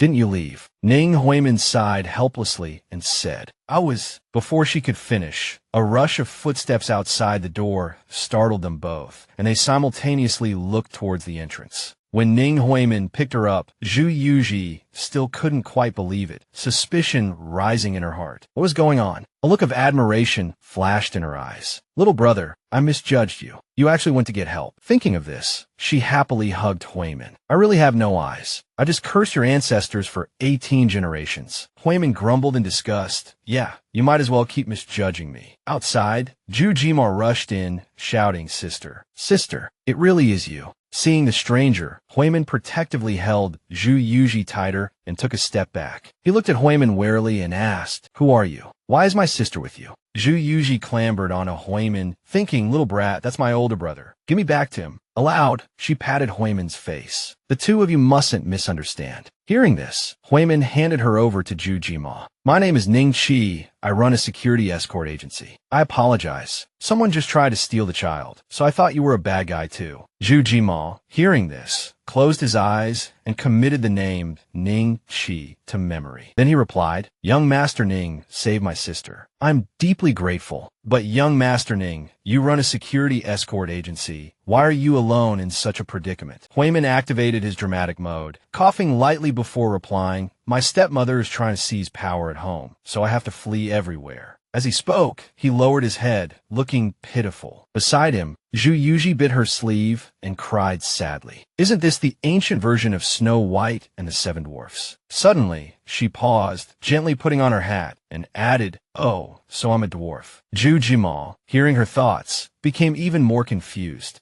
Snow White and the Seven Dwarfs. After he carried her out, Lu Ruyin rushed over and shouted, Xiao Wu. She embraced Zhu Yuji, choking back sobs. Xiao Wu, it's so good that you're all right. Who kidnapped you? Seeing Lu Ruyin, Huimin was a little surprised. This woman, so that dream was real. What a coincidence. She's the woman I saw in my dream. Looking at Zhu Yuji, he hesitated in disbelief. This child is the woman who killed me in my dream. Zhu Yuji was actually sound asleep in Lu Ruyin's arms. A moment later, she looked up at Lu Ruyin innocently, her eyes moist and choked with emotion, shouting inwardly, Mother, I'm back from my adventure. This time, it's all thanks to my little brother, Zhu Jima. He's practically my lifesaver. Lu Ruyin looked at Huimin without hesitation and said softly, Was it this young master who saved my daughter? I'm eternally grateful. If you don't mind, would you be willing to stay at our residence for a while? Zhu Yuji was extremely excited, waving at him. Don't hesitate. Agree quickly, little brother. Seeing her enthusiasm, Huimin agreed with a smile. All right, but a murderous intent rose in his heart. He resolutely followed Lu Ruyin and her daughter. This time, I will not be merciful. Later, at the Onping Manor, Lu Ruyin said, Young Master Ning, I'll have the servants prepare a room for you right away. Zhu Chaosheng rushed out from the manor. Princess, I heard Xiao Wu. However, when Zhu Yuji saw him, she smiled triumphantly, enjoying the disappointed expression on her beloved old man's face. Zhu Chaosheng suppressed his emotions, switching to doting father mode, and said loudly and worriedly, "I rushed back as soon as I heard something happened to Xiao Wu. It's a good thing Xiao Wu is alright. Did they catch that audacious kidnapper? If they did, I'll make him wish he were dead." Zhu Yuji couldn't speak, but cursed inwardly, "You damned old man, stop pretending." Then she started wailing loudly, looking at Lu Ruyan, mother. "He's the real kidnapper." Suddenly, Zhu Yuji switched to detective mode, analyzing, "According to my Detective Conan knowledge, there's only one truth, and that is he tried to replace me before, but failed, so he's continuing to target me." Thinking of this, she glared at him unhappily. "It seems that old man hasn't received news from the kidnappers yet. You should be glad I can't talk yet. Otherwise, I'd definitely trick him into thinking the kidnappers have been caught and make him worry so much he can't sleep." Lu Ruyan, of course, clearly heard Zhu Yuji's thoughts. Her entire demeanor darkened, her gaze unfathomable. Then she hugged Zhu Yuji tightly and said with a smile, "The kidnapper ran away, but he seems to have left some evidence before he left." Hearing this, Zhu Chaosheng broke out in a cold sweat and asked hesitantly, "What evidence?" Zhu Yuji screamed excitedly in her mind, "He's guilty. He's guilty." Huimin, watching this family's superficial harmony and internal discord, couldn't help but question life. It seemed that the Prince of Onping really didn't want his daughter to be found, and the princess was clearly aware of this. Yet she still gritted her teeth and played the role of a loving wife. The prince's father was deeply scheming, his mother silent and forbearing, his older brother a shrewd calculator, and he even had a daughter who seemed foolish but saw through everything. Analyzing this, he couldn't help but chuckle. This Prince of Onping's manner is even more interesting than I imagined. Zhu Yuji caught this moment again. She poked her head out to look at him, her eyes full of doubt about life, staring intently at her brother. "Big brother, why are you smiling like a villain?" Lu Ruyan burst out laughing at this moment and added, "Whether there's evidence or not isn't important, but look, little five is looking right at you. It seems she's missed you very much lately." Zhu Chaosheng said suspiciously, "My lady, how can you say it's not important? Give me the evidence, and I will definitely." Zhu Yuji cooperated by bursting into tears. Seeing this, Lu Ruyan gently comforted, "Husband, let's not ask anymore. Little five is scared." Inwardly, Yuji was laughing wildly. "You old fool, can't you see my mother is teasing you?" Huimin, as an outsider, watched this inner monologue play out before him and couldn't help but laugh. Zhu Chaosheng turned his attention to Huimin and said, "My lady is right. I wasn't being considerate. And this young master is." Lu Ruyan then replied, "He is the one who saved Little Five. If it weren't for this young master, Little Five wouldn't have returned so quickly." Zhu Chaosheng trembled with anger. His voice strained as he said, "Then I am truly indebted to this young master." He then gestured towards the hall behind him and added, "Young master is my daughter's savior. Please stay at the manor. If you have any requests, please don't hesitate to ask." Huimin lowered his head and replied, "Thank you, Your Highness." Much later, in Zhu Chaosheng's study, he furiously threw things around, muttering to himself, growing angrier with each thought, his fists clenched tight. "I had planned to have someone take Little Five away, and when Lu Ruyan was heartbroken, I would bring Yulan's child back, disguised as my own. I would come back and comfort her. I never thought that such a perfect plan would be ruined by some random brat." Moreover, Lu Ruyan said the kidnappers left some evidence. "If it traces back to me and the Empress investigates, it won't be a small matter." He then sighed uneasily. Rather than sit and wait for death, it's better to strike first. Zhu Chaosheng's eyes were filled with murderous intent, Lu Ruyan's image flashing in his mind. He made up his mind. If the Princess of Onping were to die, then all his troubles would be solved. On Huimin's side, a carrier pigeon found him, landing on his hand with a secret letter tied to its leg. Inside, his subordinate clearly wrote that the northern envoys were using his disappearance as an excuse to refuse entry into Nanyu City and were searching for him. Seeing this, he confirmed his suspicions. As expected, Northern N wants to use my death as a pretext to start a war with Nanyu. In my past life, Northern used the death of their envoy in a foreign land as a reason to mobilize their army and attack Nanyu. This time, they've changed their tactics, believing that the death of a prince will better incite public sentiment and sabotage the peace talks. Thinking of this, he frowned, his expression grave. Return the pigeon to where it came from. I have already infiltrated the capital in secret. Northern, in order to buy time, will definitely pretend to search. Nanyu, to clear their name, will also conduct a large-scale search. They want to sabotage the peace talks, but I absolutely cannot let them succeed. Outside the door, a servant from the Prince of Onping's manor announced, "Young Master Ning, the princess requests your presence." Slightly surprised, he asked the princess. Huai Min followed the servant to Lu Ruyan's residence. She said, "Young master, please wait a moment. The princess will be out shortly." He then noticed Zhu Yuji struggling to get down from a chair and asked, "May I ask what the princess wishes to see me about?" He looked on in puzzlement at the small figure wriggling with effort. Her little feet tried to find a foothold to slide down, but she lacked the strength. Her hand slipped and she fell. Huai Min quickly reached out his hands to catch her. Thankfully, he caught Yuji just in time. Yuji shyly turned her face away. "Big brother, you're here. Mother is picking out clothes for you. Can you wait a little while?" Then, she held up a green jade pendant in front of him, her body trembling, biting her lip in apparent reluctance, and whispered, "Take it all. It's for you." Huai Min took it, hesitantly asking, "For me." Yuji hummed in agreement. Huai Min looked at the gift suspiciously. A precious night-glowing pearl she once treasured, now generously given away. This child, is she really the one who tried to kill me? Or rather, are she and the woman who tried to kill me two different people? But then,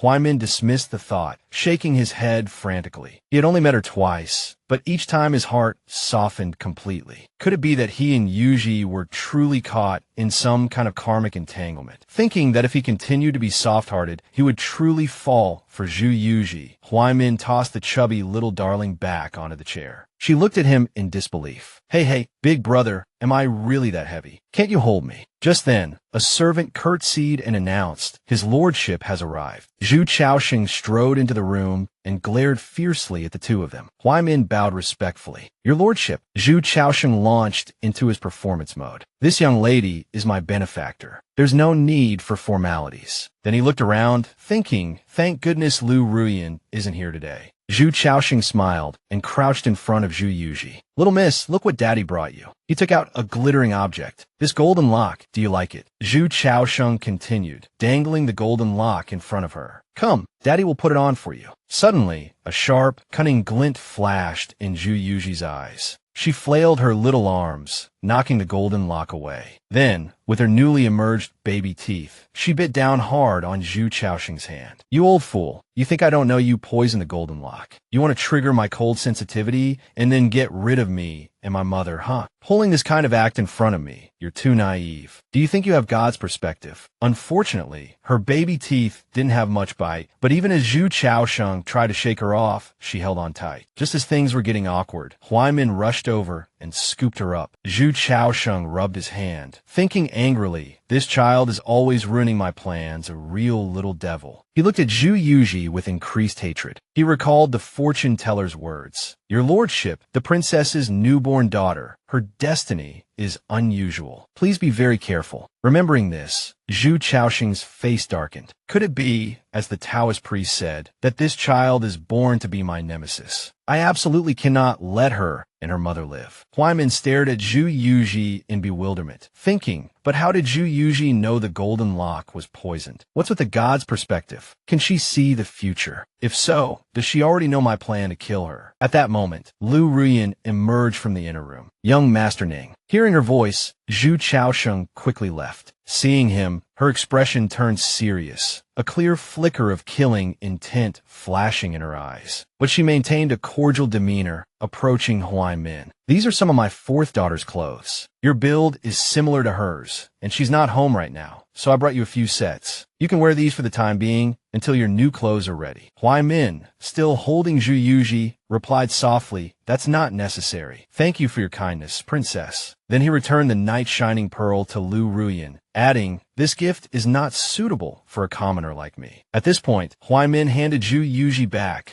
to Lu Ruyan and bowed. "I have some matters to attend to. Please excuse me." As he turned to leave, his expression immediately changed. He understood clearly in his heart, if his and Zhu Yuji's ending was destined to be unfortunate, then these acts of kindness were only a burden. Lu Ruyan looked at Zhu Yuji in confusion. "What's wrong?" Zhu Yuji was even more bewildered.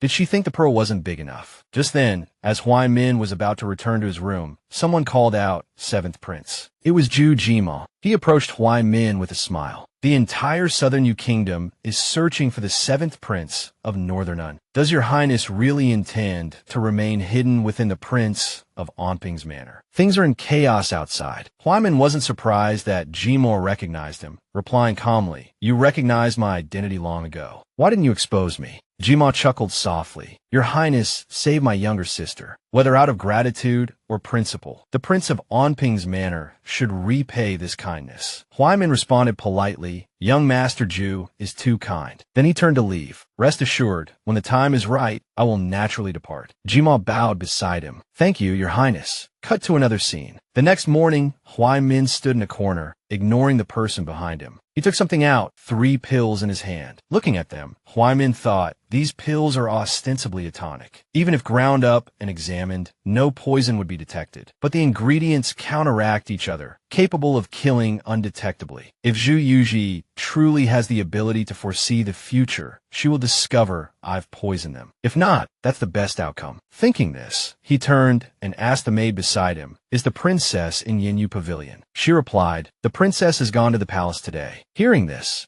Huai Min sneered inwardly. Even better. A while later, at Yinyu Pavilion, the servants there explained, "Young Master Ning, are you looking for the princess?" "She's gone out." Huai Min smiled harmlessly. "My apologies, I forgot. Then I'll wait until the princess returns. Farewell." She also noticed him and crawled towards Huai Min happily, excitedly calling out, "Big brother." Seeing this, the maid said with a smile, "Young Master Ning, please come in." But a sinister smile appeared on Huai Min's face, and he replied, "I wouldn't presume to refuse." As he sat beside her, Yuji happily pointed to the box and said excitedly, "Big brother, open the box and see." Huai Min's hand slid slowly over the bottle, quickly dropping the pill inside. Then he looked at Yuji. Yuji closed her eyes smugly and said, "I've thought about it. The pearl last time was too small. You definitely didn't like it. This time I brought all my family treasures." Then the little one's eyes suddenly sparkled as she looked at Huai Min and said, "Here, take it. From now on, we are sworn siblings, so don't mind me being nice to you." Then Yuji pointed at the bottle and babbled, "Give me that bottle." Far from being moved, Huai Min's lips curved into a secretive smile. He replied, "Okay." He gently lifted the bottle, and under Yuji's expectant gaze, the bottle was placed in front of her. But seeing her expression, Huai Min was a little puzzled. What kind of look was that? Huai Min stared dumbfounded as the little one excitedly pushed the bottle towards him, chattering, "Since we're sworn siblings, a recognition ceremony is essential. Today, we'll become sworn brother and sister, and we'll use this milk as a token." Then she gave a thumbs up and said excitedly, "Good brother, let's finish this bottle of milk together." Huai Min finally understood the meaning of being hoist by one's own petard. When Zhu Yuji handed him the bottle, Huai Min hesitated. "Fifth Miss, don't joke. This is your portion. It's really not appropriate for you to give it to me." Just then, a servant beside them spoke up, "Young Master Ning, this is goat's milk. You can drink it without worry." Yuji pouted and pushed the bottle towards Huai Min. "Do you look down on me? If you don't drink it, you're not giving me face." Huai Min took the bottle, his hand trembling almost imperceptibly. He was clearly lost in thought, his face darkening considerably. Then, Huai Min drank the entire bottle of milk in one gulp. Then he slammed it heavily on the table. But the most surprised person was Yuji, staring at the empty, gleaming bottle in front of her. Her little eyes nearly popped out, as if she couldn't believe what she was seeing. She screamed internally, "No way, I didn't tell you to drink it all. That's my daily portion. I just wanted you to politely take a small sip, and you didn't even leave a drop for me." At that moment, Yuji squeezed out a wobbly smile. Do you know how big a deal it is to make a well-behaved child drink all her milk? But then she was a little deflated. The poor child had just lost all her milk. Huaimin's plan had failed, and he left with a clenched fist. He rushed out of the room, leaving the ration-deprived Zhu Yuji staring after him in confusion. Yuji sat there watching him, speculating internally. He's angry, but I only complain a little. I didn't expect this child to be more sensitive than me. Meanwhile, Huaimin hurried back to his room and quickly rummaged under his pillow for something. It was a medicine bottle. Huaimin quickly poured a pill into his palm and immediately stuffed it into his mouth. Then he collapsed onto the bed. From that furious expression, one could see how uncomfortable the pill made him. That Zhu Yuji, she's really my nemesis. Thinking of this, Huaimin tilted his head and closed his eyes. Fortunately, I still have an antidote left, but it wasn't a total loss. At least, judging from her inner thoughts, she didn't suspect that I wanted to harm her. It's just that I missed this opportunity, and it will be even harder to make a move next time. Perhaps it's time for me to leave. Just then, the medicine took effect, and Huaimin couldn't hold on any longer and fainted. Time passed and night fell. While Huaimin was fast asleep, a dark figure appeared. Huaimin's eyelids fluttered open, and he vaguely saw Yuji's figure. Yuji sat beside him, her eyes full of curiosity. Seeing Huaimin wake up, she jumped up excitedly. "Big brother, are you alright?" Unlike her, Huaimin was startled and screamed. "Ah." Huaimin sat up wearily and said, "Fifth miss, why are you here?" Yuji thought to herself, "I heard you didn't eat dinner tonight, so my elder brother sent me to check on you. He saw you were asleep, so he went back first." Then Yuji noticed the mark on Huaimin's neck, and she immediately pounced on his back. "Big brother, are you sick?" Weakened by illness, he could only endure it helplessly. Yuji tugged at his collar, his throat feeling like it was being choked by fate. Huaimin struggled and said, "I'm just allergic to goat's milk, cough, cough. Let go." Upon hearing this, Yuji immediately felt embarrassed. "I'm sorry, my limbs are newly installed, and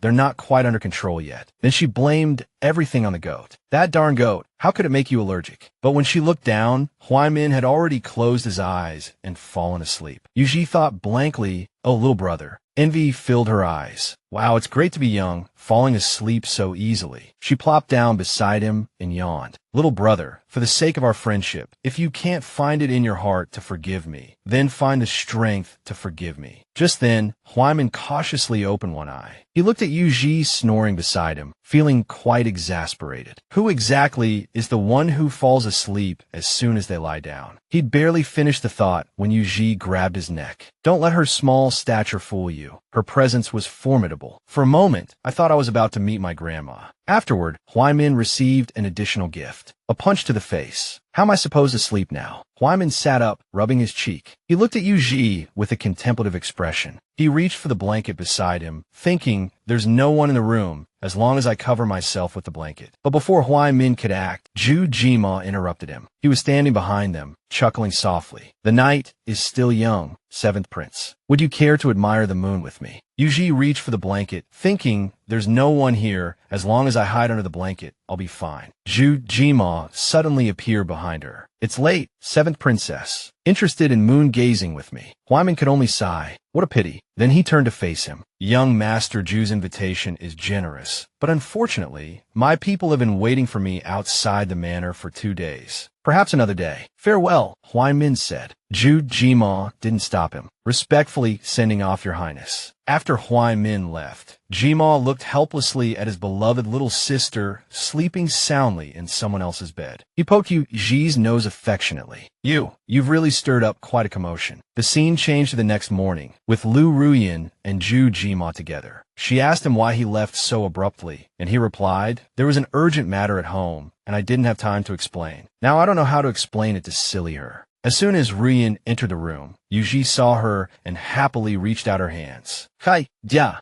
Ruyin gently picked Yuji up. He picked up Yuji. Yuji looked at Ruyin, thinking, "That's not right, mother. I didn't sleep here last night. I was with little brother. How did I get back? Where's my little brother?" Jima hesitated. "Little five, I have some bad news." He gently stroked her forehead, adding, "Ning Chi is gone." Like a bolt from the blue, Yuji gasped. What? My brother is dead.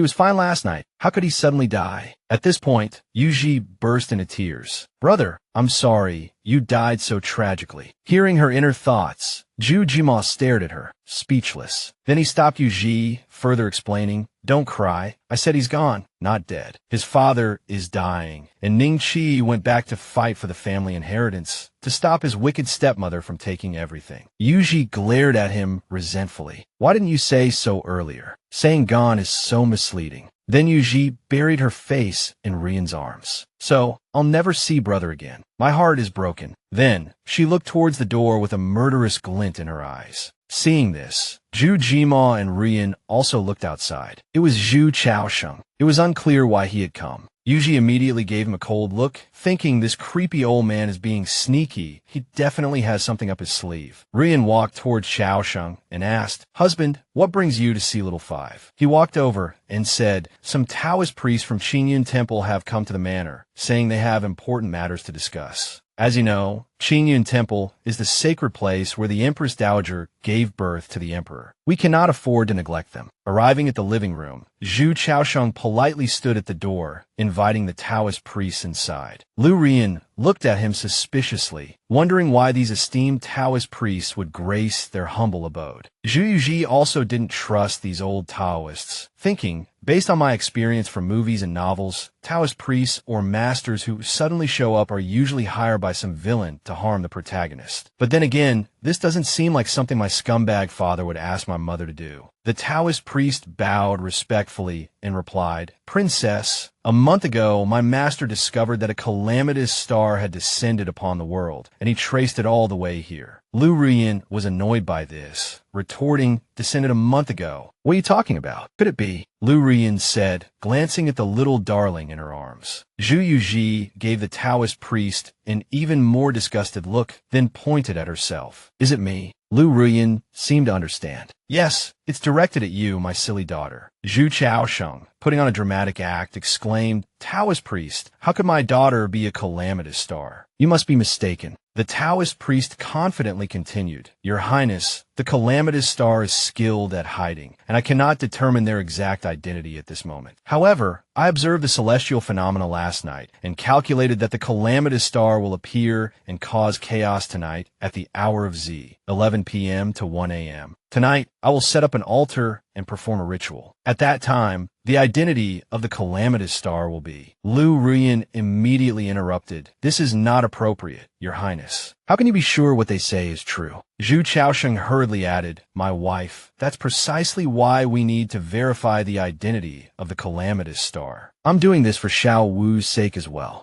Zhu Yuji wailed inwardly. Mother, your precious daughter is going to die again. Damn it, I remember now. This old thing will betray the country later and become a spy for Northern and Southern Yu. Thinking of this, Zhu Yuji reached out her hands to Lu Rian. To hasten Southern Yu's demise, he even invited Taoist priests to spread rumors, saying that the Southern Yu royal family's reign was over. Therefore, inviting Taoist priests to spread rumors is a long-standing trick of his. Hearing this, Lu Rian felt even more disgusted with Zhu Chaosheng. He was actually going to betray the country too. On the other side, the Taoist priest said, Since Your Highness insists, I shall obey. I will take my leave to rest. Please feel free to do as you please, Your Highness. Lu Rian held Zhu Yuji and resolutely turned to leave. Elsewhere, Huaimin's voice came from outside the door. Are you saying Zhu Chaosheng invited some Taoist priests to his residence? His subordinate added, Even a tiger wouldn't eat its cubs, yet he's using Zhu Yuji as bait. Does Your Highness need? Ning Huai interrupted, a smug look on his face. Why stop him? I'd love for someone to get rid of that thorn in my side. Go, do something for me. I want to add fuel to this fire. That night, the moon hung high in the sky. The Taoist priest said to Lu Rian and her husband, Your Highness, Princess, I shall begin. Zhu Yuji, standing beside them, glared at Zhu Chaosheng with hostility. Good heavens, this world is such a mess. I knew it. That scumbag father really wants me dead. Zhu Chaosheng also said without hesitation, Taoist priest, please begin. Just then, someone interrupted, Hold on. A general stepped forward. Men, seal off the manor. No one is allowed to enter or leave tonight. Zhu Chaosheng asked in disbelief. General Fei, what is the meaning of this? Aren't you on patrol? General Fei stepped forward and reported with a serious expression. Your Highness, Princess, I received news that the Taoist priest from Cloudview Temple predicted that a calamitous star would appear in the manor tonight. His Majesty has ordered the manor to be sealed off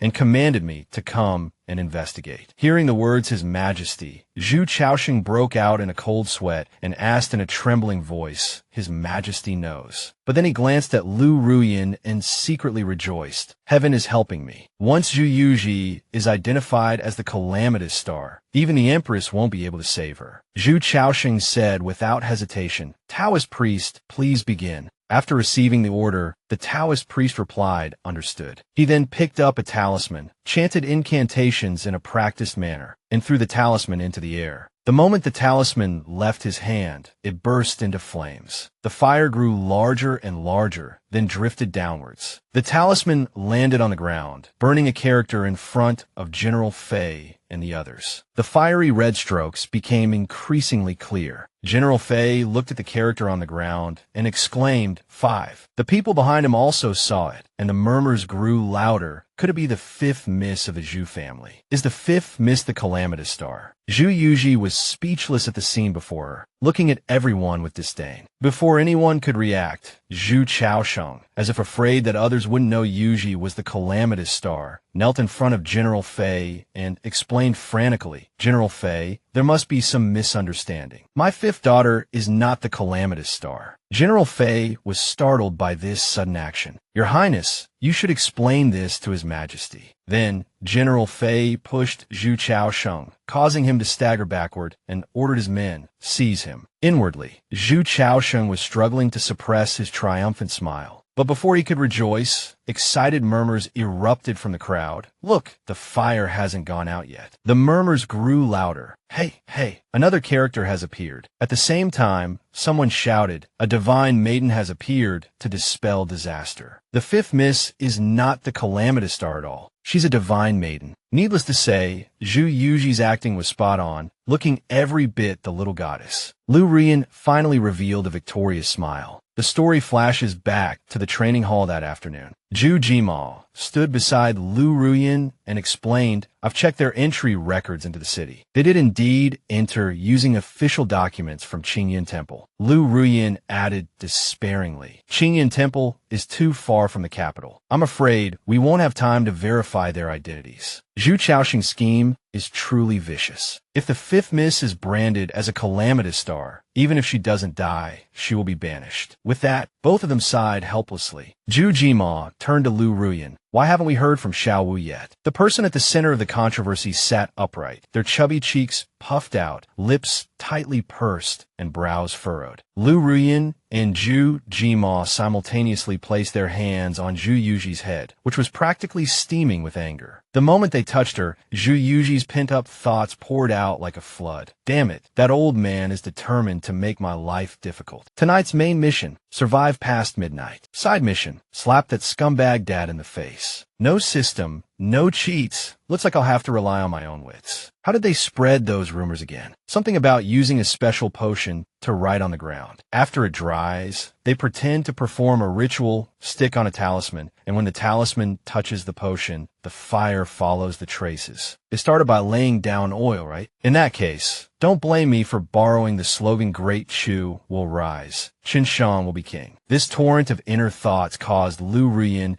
and Zhu Jima's brains to short-circuit momentarily. Zhu Yuji grinned triumphantly, thinking, let me show you what a real information war looks like. At this moment, Lu Ruyin looked at Zhu Jima. Xiao Wu seems to have an idea. Zhu Jima coughed and leaned in slightly. Mother, to prevent those Taoist priests from actually harming Xiao Wu, why don't we strike first and claim she's a divine maiden? Plus, I've discovered that the Taoist priest father brought and is carrying flammable materials, planning to frame Xiao Wu. Hearing this, Zhu Yuji's eyes lit up as she looked at him. She hadn't expected her older brother to figure it out so quickly, almost as if someone had given him spoilers. Lu Ruyin chuckled softly. In that case, I can use their own methods against them. They say she's a calamitous star. Then I'll say my daughter is a divine maiden. How about this? She leaned over the table, strategizing for the evening's plan. Needless to say, Zhu Yuji was overjoyed. She thought, yes, that's it. And that night pearl I gave to my older brother last time, he hasn't taken it yet. I can put it behind me as a glowing filter, creating a divine maiden special effect. But then she looked up, puzzled, at the two behind her, adding, wait, something's not right. Why is the way you two are talking so strange? Like you're acting. All dramatic and emphatic. And why are you touching my head? Hearing this, the two could only stammer, awkwardly averting their gazes. The scene became quite surreal, with Zhu Yuji radiating a dazzling light. At this moment, Zhu Yuji, like a fairy descending from the heavens, extended her pinky finger. That finger pointed directly forward, right at the spot where Zhu Chaosheng was standing. He frowned slightly, somewhat bewildered. Then, where Zhu Chaosheng stood, a raging fire suddenly ignited, causing him to scream in fright. Zhu Chaosheng couldn't believe it, stammering incoherently. This.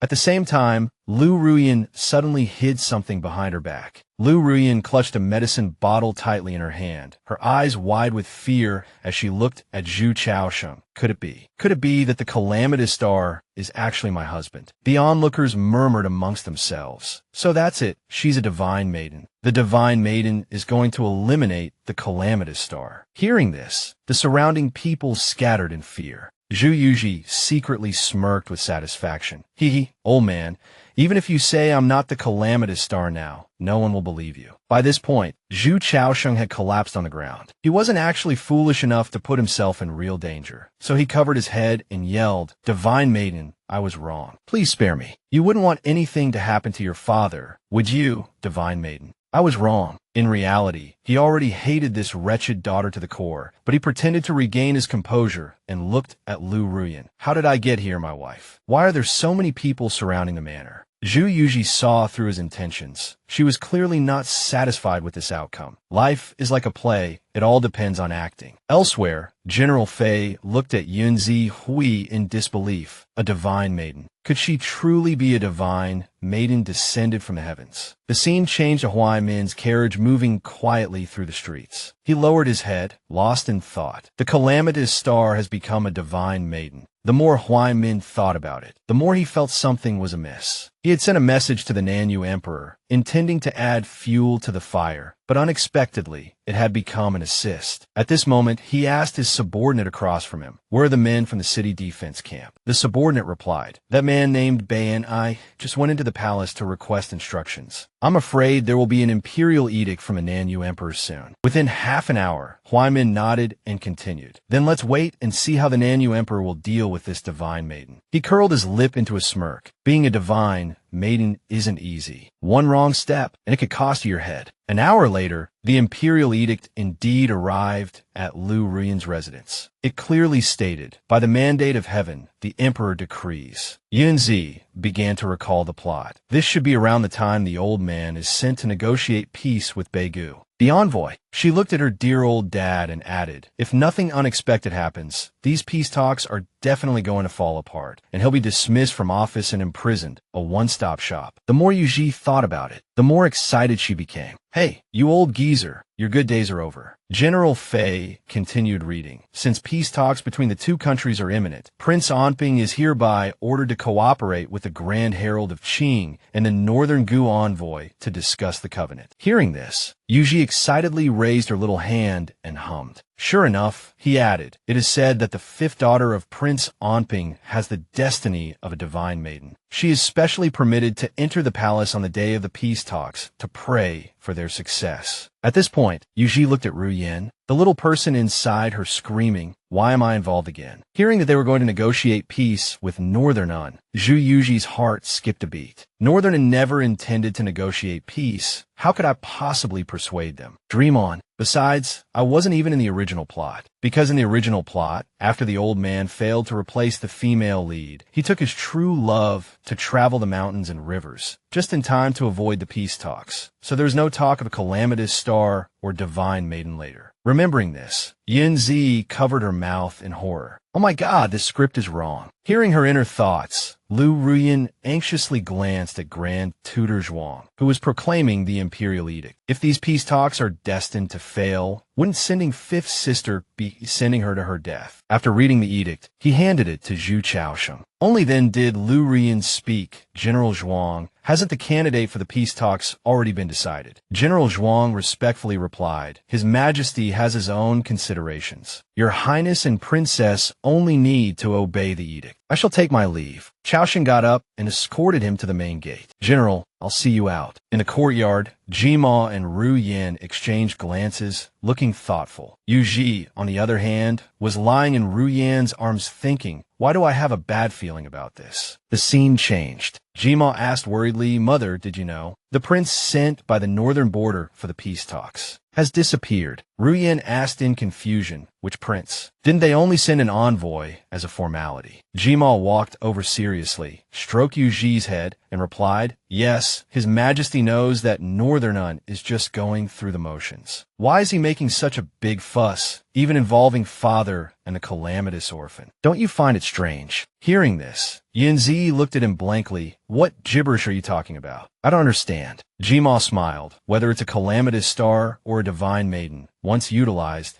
they become a threat to the Imperial power. This is something His Majesty cannot tolerate. Yuji finally understood. Oh, I get it. So, the old man and I are doomed, right? Hearing her words, Jima chuckled, but it's not without a solution. It depends on how we respond. He leaned closer and explained, however, I think with father's political acumen, he should already understand the deeper meaning. What'll he do? Suddenly, a shout came from outside, Assassin. Ru Yin stood up in shock. Assassin. Yunzi also looked outside in surprise. Even assassins are showing up now. How is this plot getting more and more different? Give me back the plot I memorized, Ru Yin asked Jima worriedly, what's going on? Is someone trying to kidnap the calamitous orphan again? He raised his hand, reassuring her, Mother, don't worry. The city patrol hasn't been withdrawn. The assassin definitely won't be able to come and go freely. He changed his tone and looked outside thoughtfully. But if I'm not mistaken, this assassin will most likely not be caught. Yuji cheered inwardly, her mind racing. Got it. The old man orchestrated this himself. Old dad is pretty ruthless too. How come I didn't think of that? Ru Yin rubbed her cheek and said happily, since Zhu Chaosheng can feign an assassination attempt to avoid the peace talks. So, can fifth sister, right? Jima immediately added, there's a plague going around the capital recently. His Majesty will surely understand. Yuji clapped her hands in praise. As expected of my villainous older brother and wicked stepmother, just as smart as me. Ru Yin looked at her worriedly. I'm just worried that feigning illness will diminish her blessings. What if it comes true? Seeing her worry, Yunzi quipped, don't worry, if I die, I can watch an ad to revive. I can fake it. The scene changed to the martial arts pavilion. Someone rushed in. In the room, Ru Yin was fanning the sleeping Yunzi. A maid ran in and reported, Princess, the crown prince has sent someone to visit fifth sister. He's right outside. We couldn't stop him. Ru Yin scolded with displeasure. Didn't I say fifth sister has caught a cold and isn't seeing any visitors? She then touched Yu Ji's flushed face. Tell him to go back and report to the crown prince. Tell him to rest well and not worry about fifth sister. But she suddenly gasped, a flicker of fear in her eyes. Wisps of white smoke seemed to rise from Yu Ji's body, and her breathing became rapid. Lu Rian cried out in alarm. Xiao Wu, why is your head so hot? After developing a fever, Zhu Yuji fell into a coma. In her dream, she became a little girl. Zhu Yuji slowly opened her eyes, sleepily looking at the scene before her. The figure of a man was nearby. Zhu Yuji, curious about who he was, reached out and called, hey. But when she saw her own hand, Yu Ji was stunned. Oh my God, I've grown so big. She looked down at her body again and exclaimed in disbelief, oh my God, am I dreaming? The young man in front of her slowly turned around. It was Ning Huai, all grown up. Zhu Yuji enthusiastically ran forward to talk to him. What the heck? You secretly evolved. Clearly, the person opposite her wasn't very welcoming, his brow furrowing slightly. He quickened his pace towards Yuji. Yuji excitedly raised her hand in greeting. Hey, who are you? But as soon as she finished speaking, Ning Huai stabbed her in the stomach with a knife. Zhu Yuji received a greeting she would never forget before she even had the chance to ask his name. Speechless with anger, she roared internally, hey, are you crazy? We don't even know each other. Why did you stab me? And just like that, the young Zhu Yuji filled with anger and resentment, was pushed into the lake. In her consciousness, she gripped her beloved dagger, sneering, "This is my dream. Why come back to life? You're dead." Zhu Yuji sank deeper into the lake, muttering to herself, "What a terrible dream. If I had another chance, I definitely." Before she could finish, she really did revive. This time, the space was different, unusually quiet. Zhu Yuji turned towards the lakeshore in a daze. She immediately touched her stomach, sighing, "I'm actually alive again, and without any ads." And it reloaded too. Thinking of this, she turned around excitedly to investigate. Let me see where the save point is. The save point was right in front of her, titled Ning Huai. Zhu Yuji looked at him in disbelief. No way, him again. And so, she was stabbed again. This time, having learned from experience, he seemed to stab her even more smoothly than before. Zhu Yuji took her second lake bath. The young Zhu Yuji was severely traumatized. No way, I clearly already knew the script. After loading for a while, Zhu Yuji revived once more. This time, she had survival experience. Just as Ning Huai was about to stab her for the third time, she seized the initiative, snatched the dagger, and stabbed him back with all her might. At this moment, she revealed a victorious, mocking smile. "Didn't expect that, did you?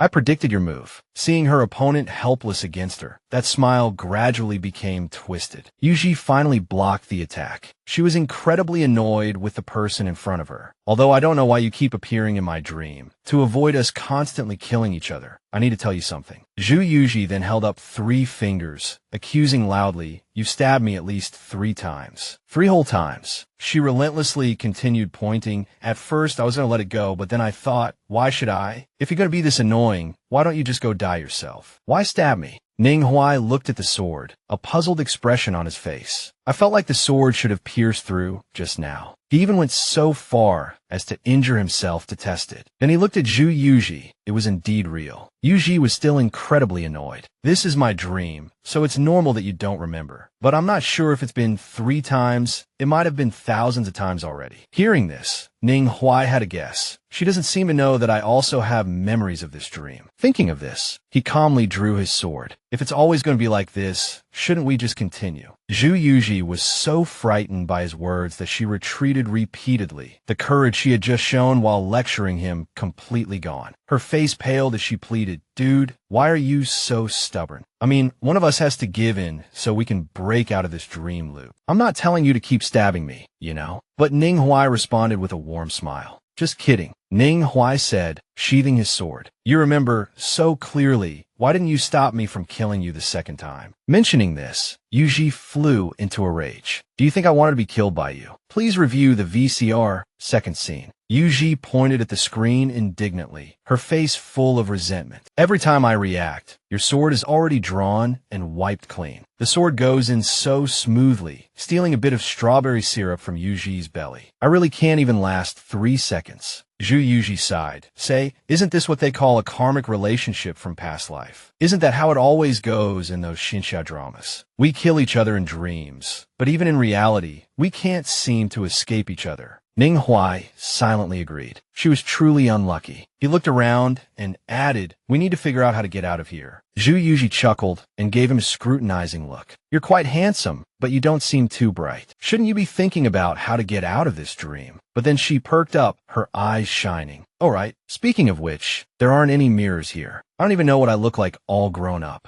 Zhu Yuji then noticed the water below. She tilted her head, looking at her reflection. Staring blankly at her grown-up self, she felt ecstatic. "My God," she exclaimed, "I'm so beautiful." Zhu Yuji's cheeks flushed with excitement. "I'm certain there isn't a man in this world whose face is worthy of mine. So I've decided I'm going to love myself." Ning Huai, watching this narcissistic display, really wanted to stab her again. Suddenly, the surrounding scenery began to change. Zhu Yuji jumped in fright. Is the dream ending? She reached out to Ning Huai, "Hey," but his figure had already vanished into the void. Zhu Yuji gradually faded from the dream and returned to reality. She woke up abruptly, terrified and covered in sweat. Someone was already by her side. Seeing her awake, the person said happily, "Ah, little junior sister is awake." Before she could collect herself, he rushed out, "I'll go tell master." Yuji hugged her stomach in a daze, questioning her existence. What master? What little junior sister? Who am I? Where am I? Where's my mom?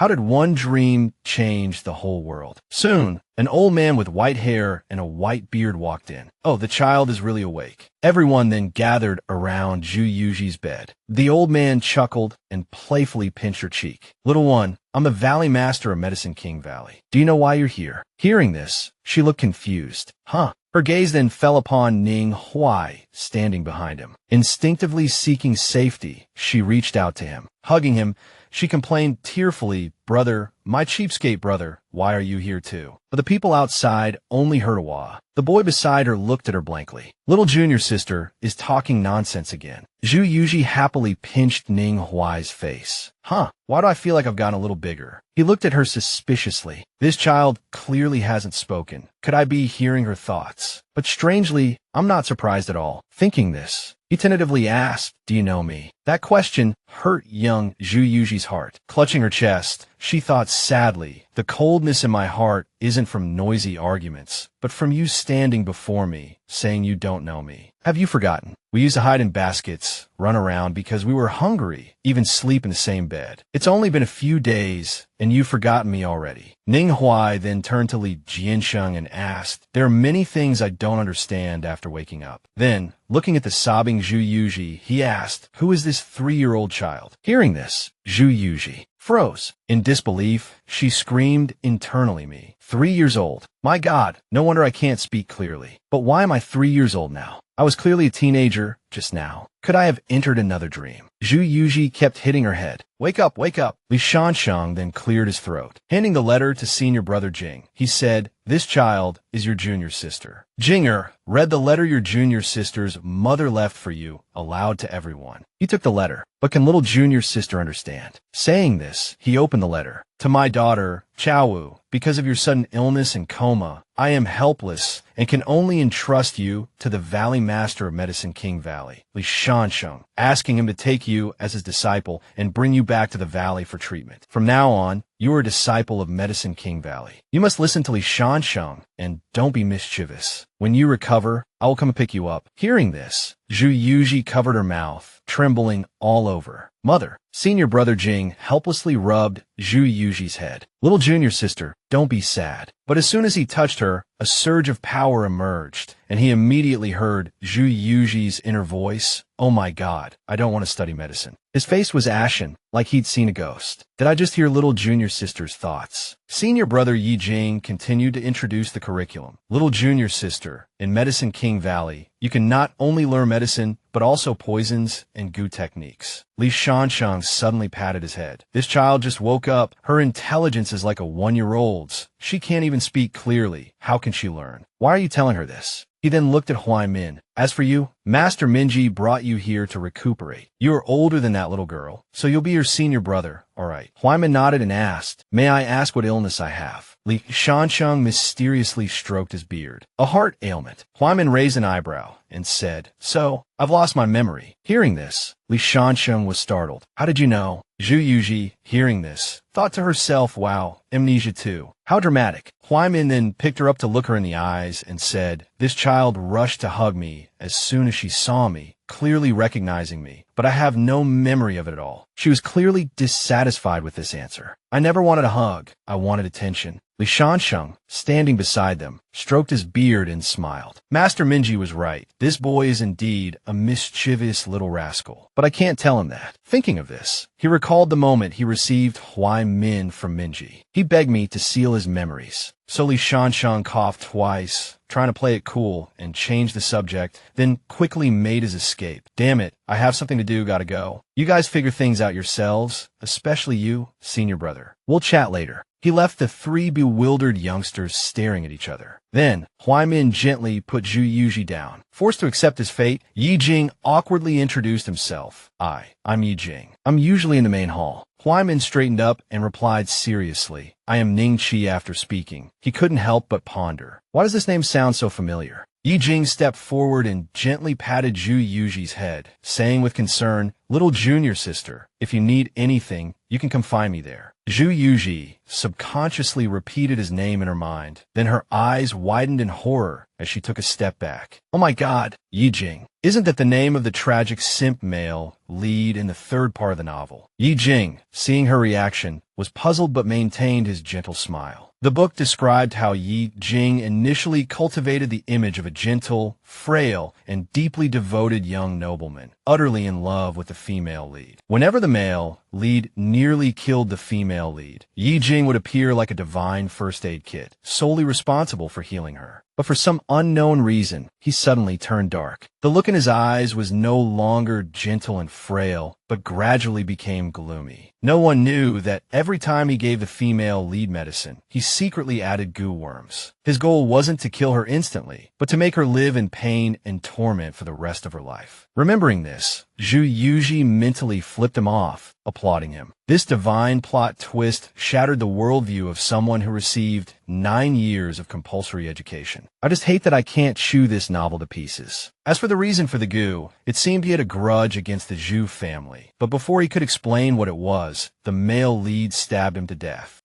This garbage plot didn't explain anything clearly. And now I have to come here to die. Yi Jing's hand was still on her forehead. All her sincere prayers were heard. Heaven is watching. Earth is watching. Before I figure out Yi Jing's grudge, please don't let him discover I'm from the Zhu family. Yi Jing froze, racking his brains, but unable to understand. What's a simp? Who's the female lead? What grudge do I have against the Zhu family? I don't know anything about that. Zhu Yuji then reached out her hands to Huai Min. This senior brother situation is making me tremble. He's the only good person here. Pretty boy, you're my only hope. Seeing her teary-eyed expression, Huai Min received the signal and stepped closer, but Yi Jing intervened, swatting his hand away. Yi Jing stood in front of her and smiled kindly. You should rest. Let me guide little junior sister. Huai Min didn't say much, decisively giving up. All right. He left Zhu Yuji behind, wanting to cry, but unable to. Brother, can't you read the room? After Huai Min left, Yi Jing earnestly advised her, little junior sister, listen to your senior brother. No man can be trusted. Hearing these words, Zhu Yuji could only silently stare at him. Late at night, the moon hung high in the sky. Huai Min lay in his room, clutching his forehead in discomfort, and abruptly sat up. His breathing was erratic, his brow furrowed. No, I still can't remember anything. Huai Min slumped back onto the bed in frustration. Why did I come here from Bayan? And why did Master Minji leave me here? After all, the story goes back many years. When Huai Min was born, Master Minji held him and knelt before the emperor. This poor monk is willing to stake his life to guarantee that the 7th prince is not a demon. From then on, he became close to him. In Huai Min's heart, Master Minji would never harm him. If it weren't for someone protecting me in front of the emperor, I wouldn't have lived to this day. But I always feel that lost memory is very important. Thinking about it, he recalled the way Zhu Yuji threw herself into his arms that afternoon. Huai Min suddenly woke up and sat bolt upright. I've been locked in the attic since birth and have never been to Nanyu, yet she recognizes me. If I want to regain my memory, she is indeed an important clue. Zhu Yuji was lying face down in her room, putting on a dramatic performance, her brows furrowed, feeling melancholic. This way, she couldn't sleep at all. Zhu Yuji rolled around like a dumpling. Day of being away from home, missing mom, missing mom, missing mom. Honestly, she wanted to tell her mom she wasn't a coward. But as night fell, all her thoughts converged into one sentence. Wah, I'm just a little baby who misses her mommy. Why are they doing this to me? Besides, the original female lead was some White Lotus illegitimate daughter, the apple of her black-hearted daddy's eye, who became the 5th miss of the Amping Wangfu. But the problem is, I've changed the original owner's fate. I'm Zhu Yuji now, so does that mean the female lead's plot is going to happen to me? The more Zhu Yuji thought about it, the more unwilling she felt. It was another day she didn't want to live. Just then, a window creaked open. Zhu Yuji was startled by the sound and became highly alert. It was Huai Min climbing in through the window. This guy was practically flying across walls and rooftops. Zhu Yuji looked him up and down. I'm having my emo moment. What are you doing climbing into my window? Huai Min hurried in. I came to find you. I want to know how we met. I want to know the memories I've lost. Then he held up a finger. You can give me a hint. I can understand. Zhu Yuji dramatically cleared her throat. Then she began her performance. You and we actually met through a mutual act of salvation. You were a handsome little boy being chased by your wicked stepmother, and I was a pitiful little girl abandoned by my scumbag dad. On that dark and stormy night, a bamboo basket hit us both, and we've been inseparable ever since. Then you were chased by assassins sent by your stepmother and almost died. At the critical moment, I stepped forward, applied medicine, stopped the bleeding, and called for help, a one-stop service. So you came home with me, ate well, slept in a big bed. But the good times didn't last. Good news arrived. Your dad died. Okay, that was a bit dramatic. She simply pointed to the sky and said he left her, heartbroken, to inherit a billion-dollar fortune. Zhu Yuji scratched her head sheepishly. Okay, from a literary perspective, I embellished it a bit, but you told me all this yourself. I didn't make it up. Huaimin's head bust. If my dad's concubines count as stepmothers, then I do have stepmothers, but those women don't take me seriously at all. How could they send someone to kill me? Besides, my dad is still alive and well. How could he just die? Thinking about this, his head was spinning. I shouldn't have made up those things. Now it's all messed up. Could it be that there really is something wrong with my brain? Suddenly, Zhu Yuji leaned in close to observe him carefully. Huaimin took a step back in fright. Oh, what are you doing? Zhu Yuji stared at him intently, thinking, seeing you again this time, I feel like you're different. Differently more handsome. Huaimin suddenly froze, his eyes filled with disbelief. He was practically bursting with happiness. Even his hair seemed to exude joy. Then he turned around shyly. Cough, you're a girl. Have some shame. Even if you're young, you're still a girl. Don't just casually get close to a man. It will make people misunderstand that you're not reserved. Zhu Yuji blinked at him. Brother, I'm only 3 years old. Then she looked at him excitedly, her eyes sparkling. Isn't this guy just at Sundara? So cute. The more she looked, the more she couldn't look away. Amazing. Amnesia really can trigger his hidden personality. Huaimin asked, puzzled. What's at Sundara? Just then, someone pushed open the door. Little junior sister. Yi Jing poked his head in cheerfully from outside. But when he saw Huaimin, his expression changed, his brows furrowing. He immediately grabbed a wooden stick. Without hesitation, you shameless scoundrel. What are you doing here in the middle of the night? Let go of my little junior sister. Huaimin stood up, not to be outdone. I just came to ask her how we met. Then he pointed at Zhu Yuji and shouted, ask her if you don't believe me. But the witness, Zhu Yuji, had already rolled over and started snoring, leaving the two senior brothers staring at each other in dumbfounded silence.